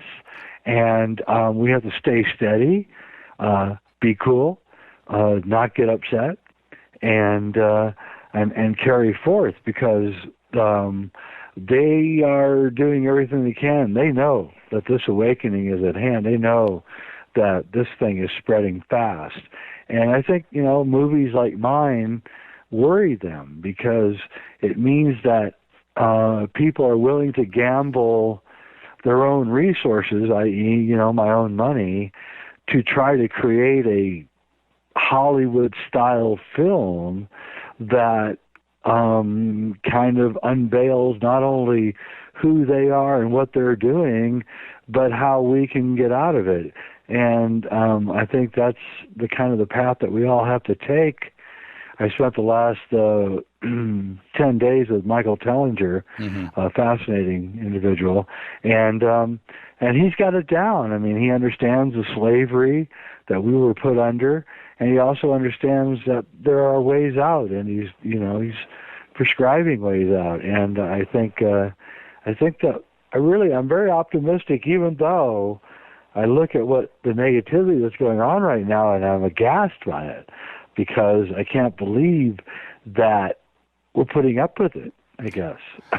Right. I apologize. I have known the movie as Shasta because you had, allowed me to see it a while ago. And it's just, that's right. It's just been in the front of my brain for so long. But and I knew that. I knew about the name change, but to me, it's Shasta, so I apologize for that. Gotcha. Well, you're in California. So yeah. There you go. That what? Right. I remember now. We talked about it when it was Shasta. And then I changed the name at the last minute. I can always use California as an excuse. So there you go. It's a great place. With all of your travels, you've been researching archons and alchemy and everything that you have done. You've been all over. Have you ever felt this strange at this point in our history like we do today? Well, I really truly believe that the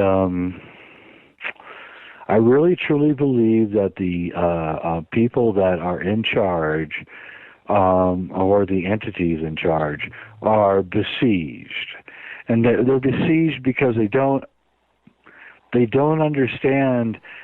I know them. I've actually rubbed shoulders with some of them, and they think they're good guys, and they don't know why we don't like them, and they don't understand why we're mad at them. They think they created this great world, and we should be very happy with it, and they're kind of bewildered at the moment, and in that bewilderment, they could be very dangerous, and they see it coming apart at the seams at every level, from Putin's recent speech at the UN, which was a jaw-dropper beyond belief, to the rise of Donald Trump, who's actually betraying his class. and actually exposing, to a limited degree, the what the upper class is doing and plans to do for us, and including mass immigration without our consent and vaccinations and a whole lot of interesting things that he's bringing forth, which I applaud him for doing. I'm surprised and by the whole thing. And so I think that we are at this really odd place in American history where it looked like we were heading in one direction and that it was almost unstoppable, and then a lot of odd things started appearing and beginning to slow down the train of this New World Order. I'm not saying it's stopped or slowed down, because I don't think it has. I think we have a lot of work to do to stop this thing from going any further. But what's really interesting about this whole thing is that the elites or the cabal, whatever you want to call them, what they've done over the last 20 years and 30 years, maybe even a little bit longer, ever since the beginning of the Trilateral Commission, they've surrounded themselves with a technocracy and technocrats. And they realized that it was a lot easier to run the world through machines than it was to rely on humans. And so they've machined the military and the banking system and the stock market, and everything's just computerized. And that's all very interesting, but at a certain point, the technocracy that they have built is going to realize that it doesn't need the cabal, because they are actually the ones in power, not the cabal, and that they can move the money around and they can do things whatever they want. And I have to say, I think we're actually at that point. I think we're at that point. I think right now we're at the point where the technocracy and the technocrats no longer need the central banking system. They realize that they can forego it, that they're a self-surviving entity, and that they don't need it anymore. They needed it before, when they were robbing, everybody of 50, 60, 70 trillion dollars, whatever it was they were robbing us of in the last few years. Right. But now I think they're kind of almost a self-surviving entity. And so, I don't know, I think we're at a really weird place where anything could happen. And Putin is attacking ISIS, and Obama can't do anything, and not that he ever could do anything. And I don't know. I'm actually quite surprised at what's going on. It's almost like there's this strange organizing principle beginning to enter into the system, which is beginning to push back a little bit on the madness. And it doesn't seem to be in anybody's control. And if you look at all of the prophecy and all of the stuff that, biblical, the Middle East, and it's going to rise, it's going to happen here, and the year 2000, well, we're at 2015, but everything that was spoken about the Middle East, and it was going to happen there, well, we always had an excuse for that, but now it's happening, and it's just it blows my mind, Jay, how none of us is A, addressing it, and B, nobody's putting the brakes on it. That's the thing. It doesn't seem like anybody wants to really control this before it gets completely out of control. It's only I do disagree a little bit. I do think Putin, that's what he was saying in the speech. He was saying, this thing is you did this. Yes, he was yes. addressing to us, United States, UK, Israel, and he was saying, you did this. Do you know what you're doing?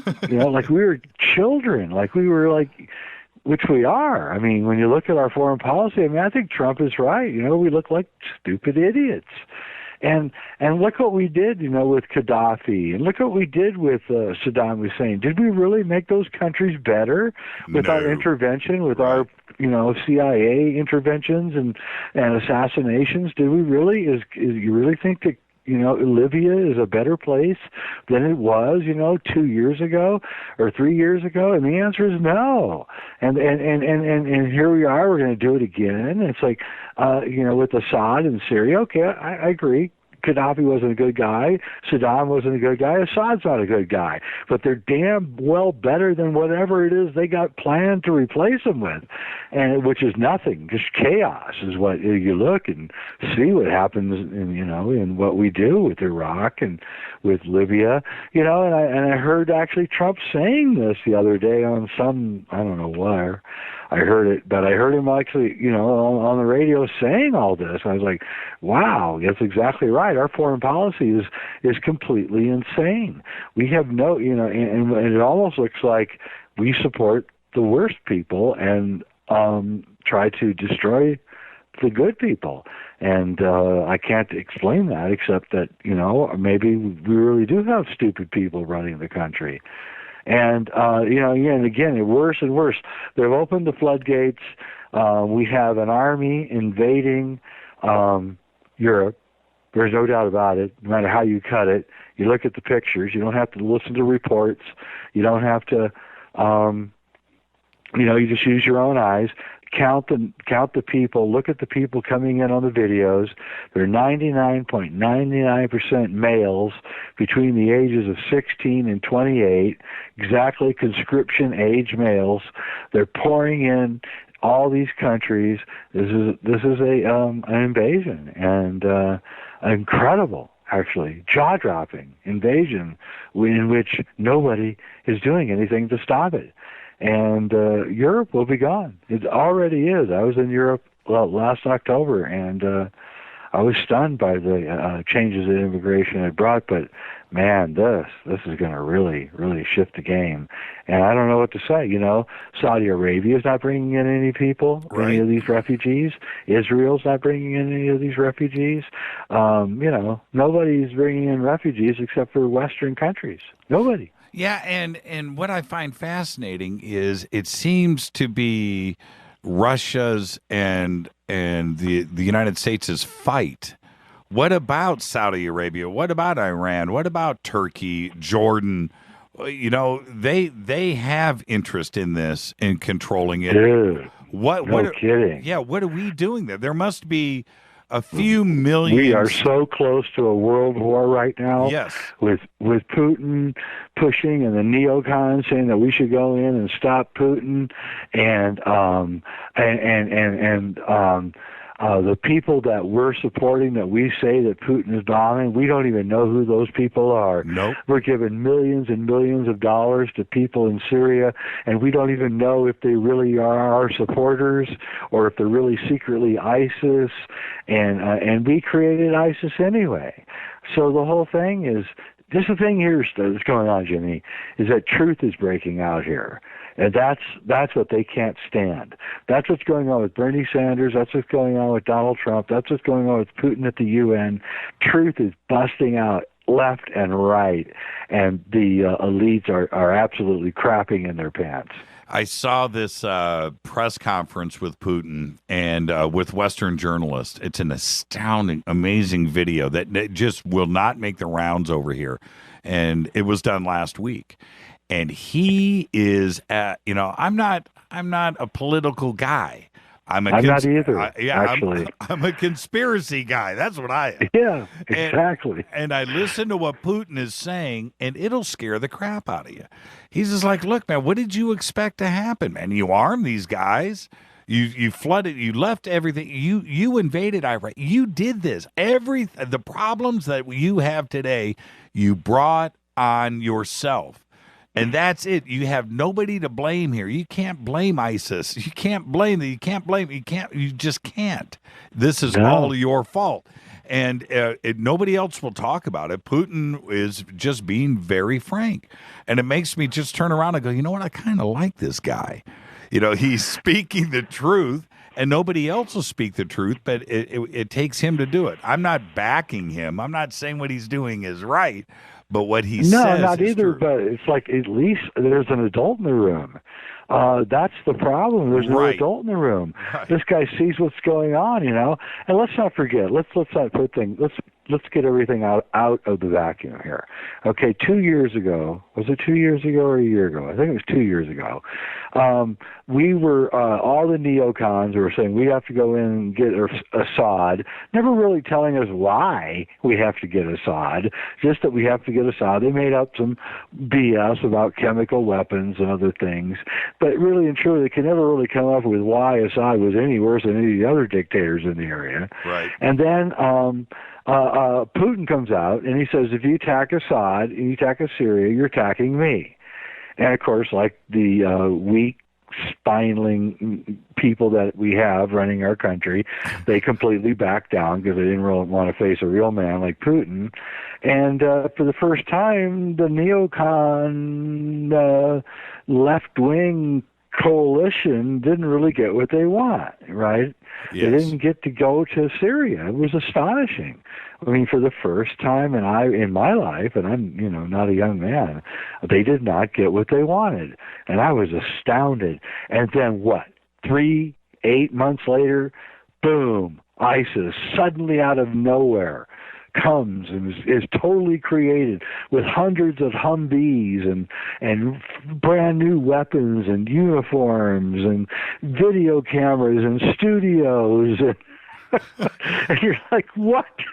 And not only, what was really shocking? They were like 24 hours from rolling into Baghdad. Oh, for sure. They still are. Yeah, right. I'm telling you that. And then Putin has just decapitated. And let's face it, it's our proxy army that we created. Okay, if Putin says we can't go into Syria, we'll create, damn you, Putin, we will create a proxy army of mercenaries, and we will go in and do it ourselves. And that's what that was. And that's what he is saying in that speech. You created this group. And now look at them. They're out of control.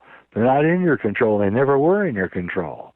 And they're not. And, we're, again, it's like arming the Mexican drug cartels in Fast and Furious. It's like, who the hell is running our foreign policy? I mean, they're insane people. And so in a way, Trump has got it down. They are stupid people. Are we at the point where we have to start listening to the anti-media, the other guys that have been out there for so long screaming loudly about all of this, but now do we need to snap to attention?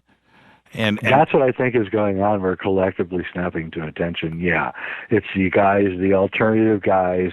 They've been saying this all along about the banking system, right, about slavery to the system, and that we are mind controlled. It's all becoming glaringly obvious. And not only are they just absolutely right, it's amazing how right they all were. And I mean all of them, from Ike to all of them. Right. And I don't agree with everything all of them said, but the overall consensus that we are some kind of slaves to a Babylonian money machine is just absolutely right. And you can clearly see that they're just printing money up and then bribing people and controlling everything with BS, just paper. It doesn't really have any value, yet it controls everything. And that's where we have to do the break and crack the system and figure out a way to get rid of these guys. And it's everywhere, man. It's so pervasive. It's in every industry. The mafias and the syndicates control everything. You know what's funny, Jay? Bill Cooper died 15 years ago, right? Yeah, I was one of the last people to communicate with him. Yeah, yep. And you could play a Bill Cooper show today, and you would think it would have aired this morning live. You're right. He was spot on the money. How prophetic. I mean, just absolutely incredible. I'm a big Bill Cooper guy. I listened to it. I listen to Bill because I like to learn about delivery and how to talk to people. I just enjoy listening to Bill. Don't agree with all of it, but it's fascinating listening nonetheless. But you go and listen to him, and with what is going on today, forget about 9/11. Forget about that. What's going on today in the Middle East and the New World Order, the Illuminati, banking, money, our international policy, everything is what Bill Cooper talked about 15 years ago. And like I said, we should be listening to that. And maybe I should maybe I should go back and start running some Bill Cooper shows here for people to listen to, because if we would have listened to him back then and snapped to attention, maybe we wouldn't be in this position we are today. Yeah. Bill Cooper was reading my first book on air, live, every night, when he died. I've listened to it.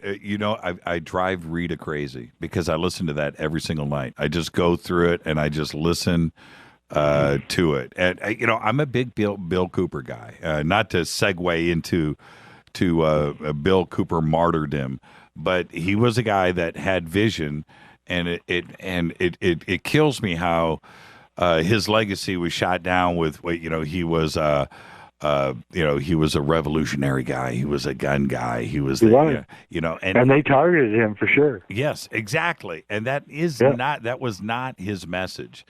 His message was, open up. The world is not what it seems. Open up your eyes. And I'm going to tell you why. That was his message. And I'm just telling you, today, his program would sound like it aired this morning. And I'm not joking about that. No, you're right. Completely right. Now, we're going to be up against a break here in a few minutes. So let me ask you this. What is it, Jay, that we can do collectively to circumvent what is going on? Is there something we can do? What do we do about these archons? What is it? Wow, that's a really good question, because, they seem to be so smart that they seem to anticipate, and I think they almost listen to shows like this so they can anticipate exactly what their next move is going to be. And of course, their only move that they ever have is to throw more confusion into the system so that we can't react in a proper and organized way, because they're throwing in millions of refugees and immigrants coming over the border, and crimes and invasions, and they're throwing so much stuff at us that we can't, it's a maelstrom, tornado going around us. And I'm kind of impressed with their ability to infuse confusion everywhere. So the real thing is, of course, is to kind of zoom back and look at the big picture and try to see what's going on here. And I think, it's just what you said. We are actually beginning to figure it out. We're figuring out that the events are being faked.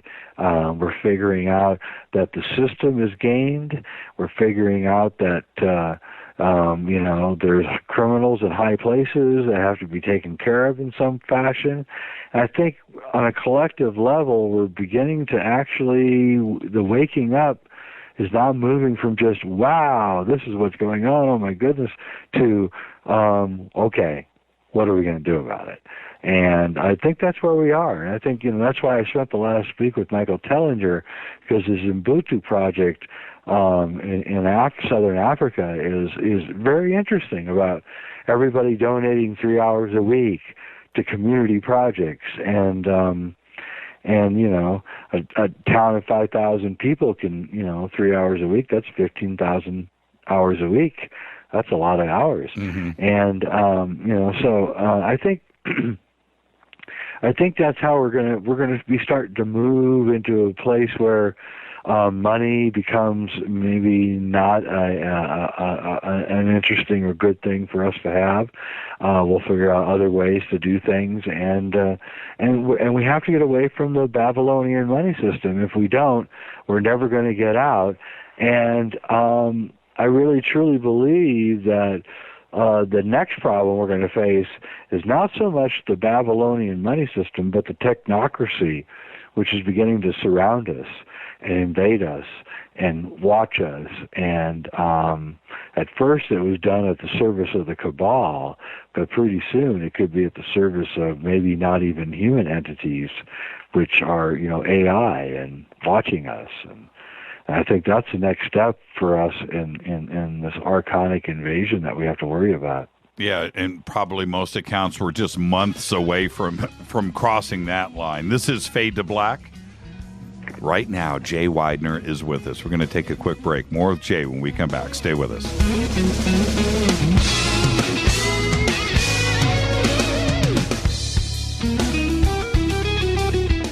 Hi, everybody. This is Rob Halford, the Metal God, on JimmyChurchRadio.com. KGRA Radio. Intelligent talk. Are you a paranormal investigator, ghost hunter, or UFO skywatcher? If so, FNGinnovations.com has the product you definitely need in your investigations kit or go bag. Introducing the Morpholite Wide Beam Tactical Flashlights that put the light where you need it most. Traditional flashlights shine a focused round beam with limited line of sight in the dark. Morpholite Tactical Flashlights change all that, utilizing a revolutionary wide beam design to enable you to see safety hazards such as hanging wires and steel, pipes, and holes in the floor you just can't see with a focused round beam. In the field, where safety is paramount, a 180-degree beam increases orientation and peripheral vision in the dark. Morpholite flashlights are ideal for investigations in abandoned facilities such as houses and hospitals, factories, caves, and tunnels. Avoid those low-hanging tree branches that poke your eyes in the woods. Visit FNGinnovations.com to see a full line of tactical lights and accessories. That's FNGinnovations.com. Now you can find all your favorite talk radio shows live, all in one place at TalkStreamLive.com. Listen from anywhere, office, home, or in your car. Just go to TalkStreamLive.com and click on one of the many live talk show hosts you want to listen to. It's free and easy. No computer? Download the smartphone apps. Never miss your favorite talk show. Find them all at TalkStreamLive.com.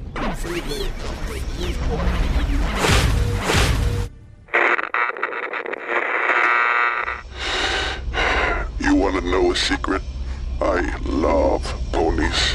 I really love ponies. I'm serious. I couldn't stay sane without ponies to brush. Why fade to black? Because you never got that pony. Damn it. This is Fade to Black with Jimmy Church on the Game Changer Radio Network and KGRA, the Global Radio Alliance.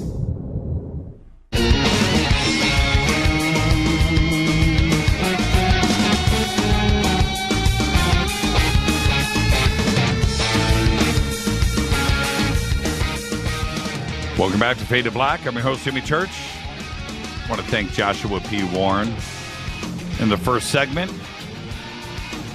Right now, we're talking with Jay Weidner. And Jay, before the break, we were going in one direction. I want to ask you about NASA's announcement last week about water on Mars. We'll get to that in a second. But I'm watching Twitter. And Mark from Australia just said, how is Jay still alive? Seriously. That's actually an interesting point because you speak about the truth and how we need to have our eyes open and what is actually going on. Have you ever been threatened? Have you ever had anything crazy happen? Oh, yeah. Early on in the early 1990s, when I first actually started doing this publicly, I had a radio show on a fairly popular FM station in Seattle, now known as KEXP. In those days, it was called KCMU. Now it's owned by Paul Allen of Microsoft, and he's turned it into. It's actually always been a really kind of underground rock and roll station in Seattle.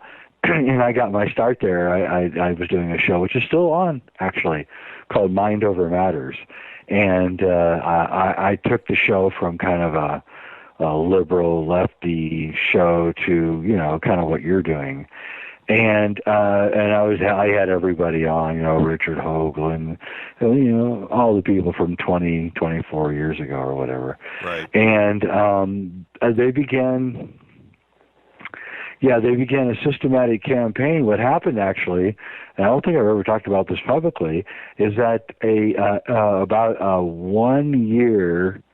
about 7 months after I got on the air and started doing my 6-hour-a-week radio show, strangely enough, a group came in and forced a strike at the station and began disrupting and destroying the station and trying to get everybody to quit. And it was this bizarre sequence of events, which at the time I was completely bewildered, didn't understand what was going on. But since, what happened was that this group named Curse, which was a stupid acronym for something, called the strike off the day after I got fired.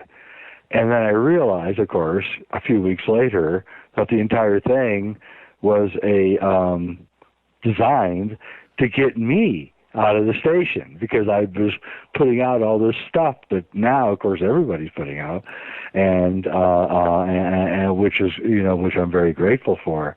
But yeah, I mean, it's been actually a very treacherous experience with lots of weird attacks and strange things happening to me.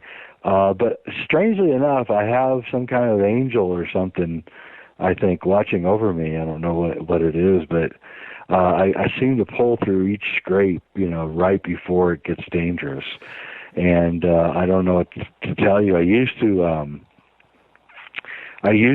snail mail back in the early 90s with Jim Garrison, the guy that was Kevin Costner played in JFK. Absolutely. Who was yeah, you know who he is, of course. And I asked him once why he wasn't dead, because, you know, he lived to be in his 80s.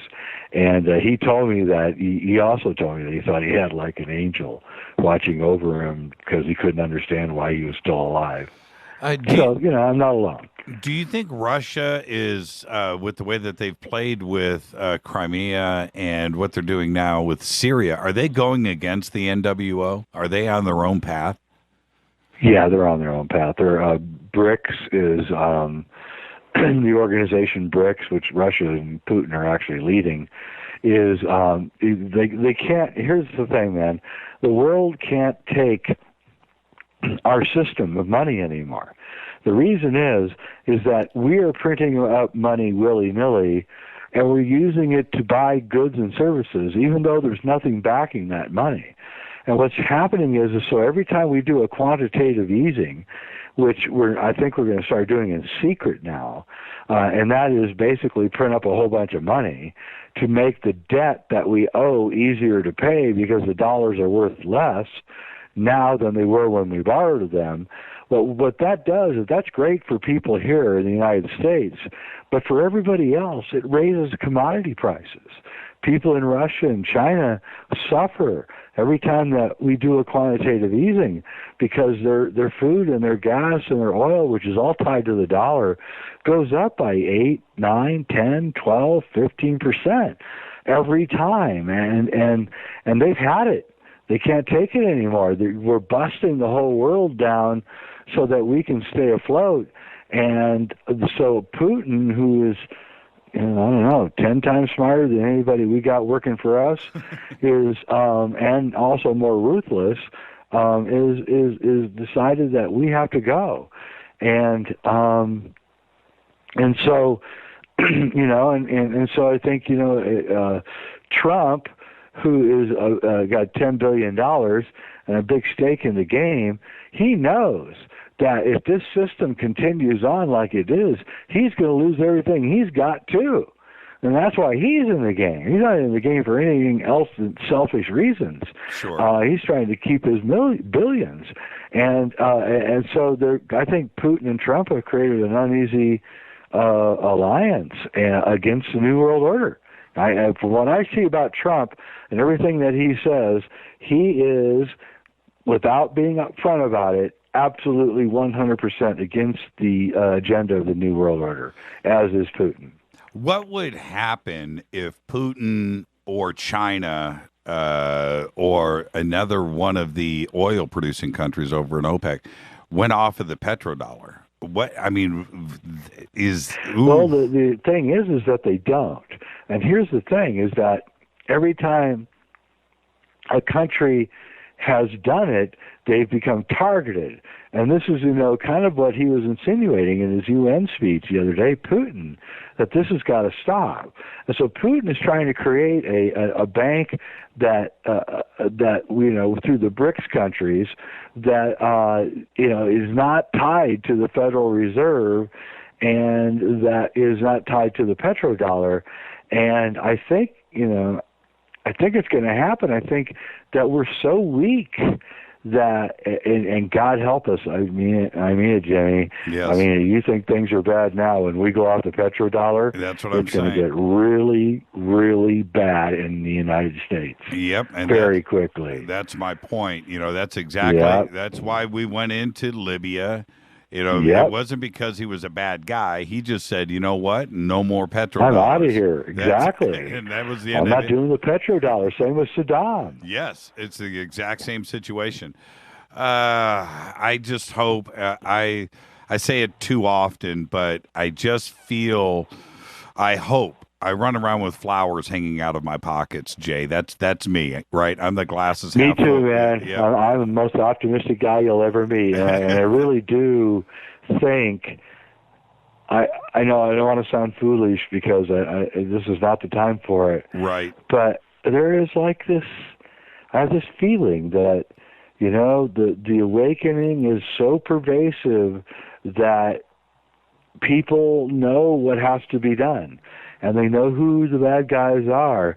And the bad guys, I think, are giving up the ghost. I think they're going, okay, I don't know what we're going to do next. We're cornered. If I could be wrong, and we could have World War III. They could come in, the neocons could force Obama, because he's a weakling, to come in and bomb the Russians in Syria. We're a really, really dangerous place right now because the people running our country are freaking crazy. And I don't know. I just pray, if you got a safe spot, somewhere, put some food away.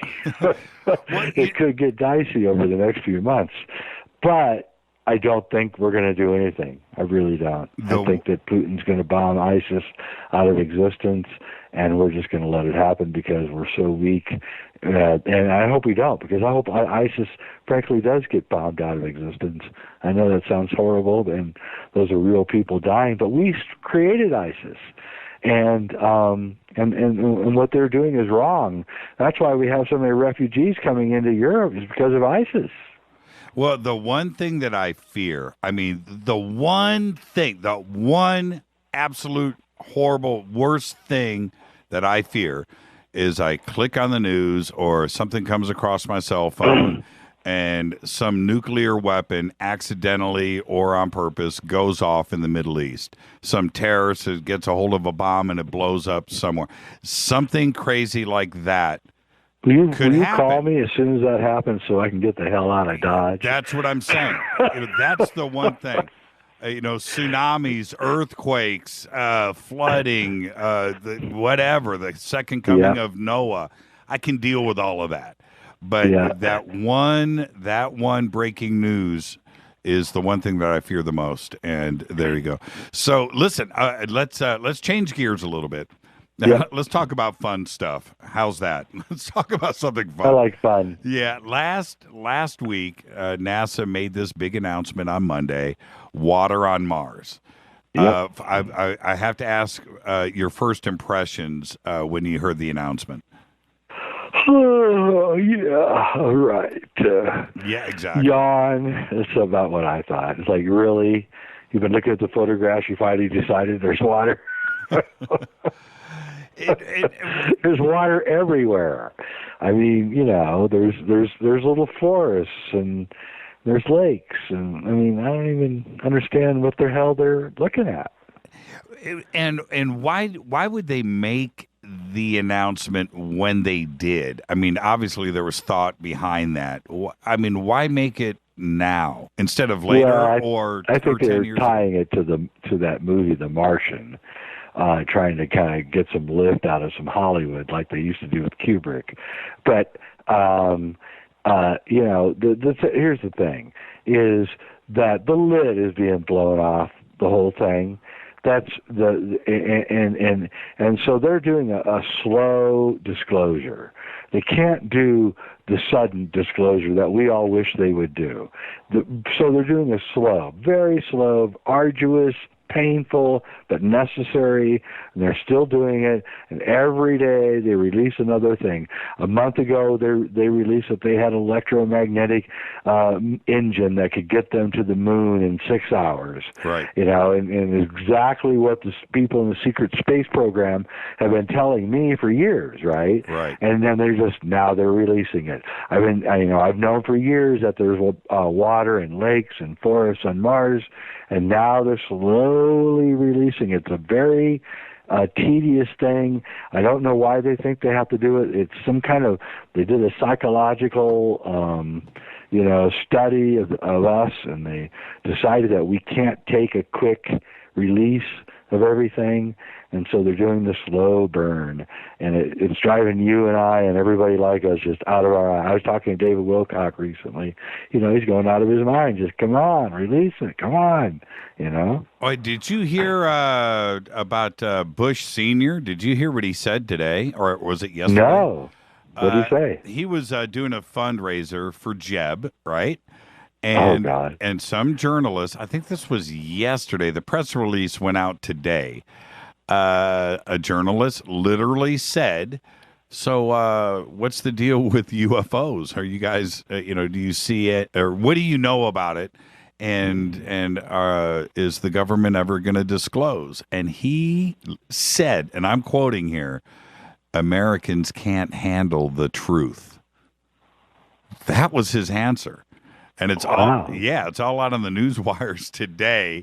He's what, 91 years old, and the spin on it, I think one of his press people said, or somebody responded back with, well, he's getting old, and we can't. Oops. But that was a pretty shocking thing to say, and I've always thought he's had his faculties about him and stuff. And he wouldn't ever let anything like that slip. He's kind of talked about it before. He mentioned it in 1988, but that was a pretty direct thing. Americans can't handle the truth. No, I think that he may have a point there, and it's beginning. Well, I've been doing a lot of investigations, and I can tell you that it's starting to look to me, from examining the companies that got hit in the Twin Towers on 9/11 to the employees that got hit in the Pentagon on 9/11, that the entire point of 9/11 was to hide the stealing of trillions and trillions of dollars. And, to what point and to what gain was this money being spent? And I think it was being spent on this secret space program. And, and I think, Catherine Austin Fitts may be right when she says that 54 trillion was stolen or whatever. I think we're beginning to think this might be right. And they have some kind of a huge off-planet deal going on, and that we're just beginning to realize where everything and all of our resources and what the drug money is really about, and all of it's just suddenly becoming wildly apparent to people like me, that there's some seriously funny games going on involving literally trillions and trillions of dollars that were hidden. And it begins, because really it's retrospective where you really can, you look back and you begin adding things up and seeing where things lie, and you can see that there's, this larger thing. It involves UFOs and NASA and the secret space program, and I think it has a wide berth into 9/11 and a whole bunch of other stuff. And in fact, it's so big that it's the biggest thing there is, and actually is the ultimate, conspiracy, I think, behind the whole thing, including the JFK assassination and Watergate and the moon landings and everything. All of it is like this one gigantic narrative that once you get it, it's like, whoa, I got it. It's a gigantic, huge technological advancement that is being kept secret from the rest of humanity. And it's outrageous, because if we had the technology that I believe already exists right now, we would never have a Fukushima, we would never have a Gulf oil spill, we wouldn't even need hydroelectric dams. We could all have free electricity, and it just angers me when I hear these insiders tell me this stuff, and I realize we can't do anything about it. Just talk on radio shows. Yeah, right. Well, yeah. With those trillions of dollars, when you think about it, even if we pull back a little bit, let's say it's 5 trillion, 1 trillion, 5 trillion. Mm-hmm. If it was spent here in the United States, that money, we would see evidence of that much money being spent. We would have 300,000 new homes. We would have more than that. Exactly, new colleges, the streets would truly be paved with gold. And that's the truth. So the money went somewhere, and if it's not, and if it hasn't been spent here, it must have been spent on something out there that we can't see, and that's just logic. Right. That's a really good point, by the way. I'm going to steal that, because it's like this. Okay, let's say that the money, this $54 trillion, was taken. Oh, such a good point. Was taken by the 1%, or the 1% of the 1%, right? They would be buying yachts. They would be buying mansions. They would be buying Rolls Royces, right? They would be employing all these people, right? And that money would be coming back and being regurgitated through society. Exactly. But it's not. It's not. It's not here. It's not here. Wow, what a great point that is. Yeah, I think about that all Give the me chills. That's why you're on this show, Jay. That's why you're on this show. I wanted to get your opinion on, too, because of the timing of everything that is going down. And then, boom, out of nowhere, the Pope wings it in and parades around Washington, D.C., and Philadelphia, New York, United Nations, Madison Square Garden. And I find the timing of that strange, too, as well. What did you think about that visit? I don't know what to tell you, man. That with the blood moon and the Pope, and it was like surreal, and I don't know. It's clear, I'll tell you this. I'm going to put it to you this way. And my fans, if they're listening, they'll know that what I'm about to tell you is absolutely the truth. I have poo-pooed this whole Jesuit thing forever. Ever since I got into this game, I've thought that this whole Jesuit running the world was some kind of scam to hide the real people and the whole thing. But after watching this Jesuit Pope, I got to tell you, if he isn't the New World Order Pope, I don't know what to tell you. And so, I've come to think that actually there must be something to this whole thing about the Jesuits, and what they are doing. And this Pope has convinced me. I know he comes off as this really sweet guy, but he's, I don't know, pretty irresponsible, I think. I had mentioned to you before the show today, one of the things that you have access to is you are in the business of communicating knowledge. That's what you do. You get it out there in a variety of different platforms. The audience is it seems to me to be growing. How do you see that from your side of the fence? Oh, there's no doubt. The audience is exponentially growing. And what's going on is it's becoming so obviously clear to everybody that the mainstream media, from cable to the networks to the newspapers, cannot offer us any kind of solutions that are viable, and that places like this show and others and stuff I'm involved with, that's what we do.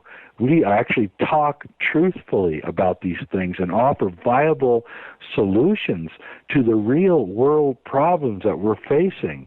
And so we're like magnets. We're just attracting it in, and it's just growing like there's no tomorrow. I see no end to it, and I know that they're very worried, and they can't. The mainstream media, I mean, they've done their focus groups. I know all this insider stuff because I'm on the fringes of this industry, and they do these focus groups, and they find out that the market and the audience, they crave stuff like what we're doing right here, but they have no idea how to make the programming because they're corporations and it's impossible for them to do it. So it's an incredible dichotomy, which in the end means that people who are sincere, tell the truth, are in it for an ego, really want to really change things, they're naturally going to come out on top here, because that it's going to be that authenticity which is going to be the only thing that matters. And the networks and these big money dudes and Barry Diller and all these other a-holes, they're not going to be able to survive. And that's why they just keep making sequels and regurgitating the same old crap, and why they have to sell us, every sexual perversion on earth on TV to try to get somebody to watch, and still nobody's watching. And it's amazing to see the decline in TV viewing over the last year. It's just amazing. And like I said, I have flowers hanging out of my pockets. I hope that Putin and not only Putin and Obama, but the rest of the countries over there are fully communicating with each other, and they know what they are doing. And there's an end to this, and there's actually some kind of coordination, and it's just not as out of control as what the mass media is trying to portray everything as. I hope you're right. I don't know if that is what's going on, but I hope you're right. But I will leave you with this, okay? Do it. For the last year, the media has been or 2 years, 3 years, the media has been trying to get race riots going in this country. Yes. And they promised us that this summer, the one just ended, was going to be a hot summer where the cities were going to burn. And everybody was going to be fighting and hating each other. And guess what? It didn't happen. It didn't happen. That's exactly right. They are failing at everything they're doing. And the black community fully knows that they were being manipulated. Believe me, I have many, many friends in the black community. And they know that the media was trying to push them into doing something that was suicidal. And they didn't do it. Thank you, Jay. There's hope everywhere. Thank you, Jay. Thank you so much. I can't wait to get you back on the show, and let's do a full 3 hours next time and go deep like we normally do. Thank you so much, Jay, for all you do. All right, man. Talk to you. Jay Weidner, everybody. That is a smart man right there. This is Fade to Black. I'm your host, Jimmy Church. We're going to take a quick short break, take some of your calls, and I've got a really cool special report on the Pope when we come back. This is Fade to Black, bespoke radio for the masses. I'll be back right after this. Stay with us.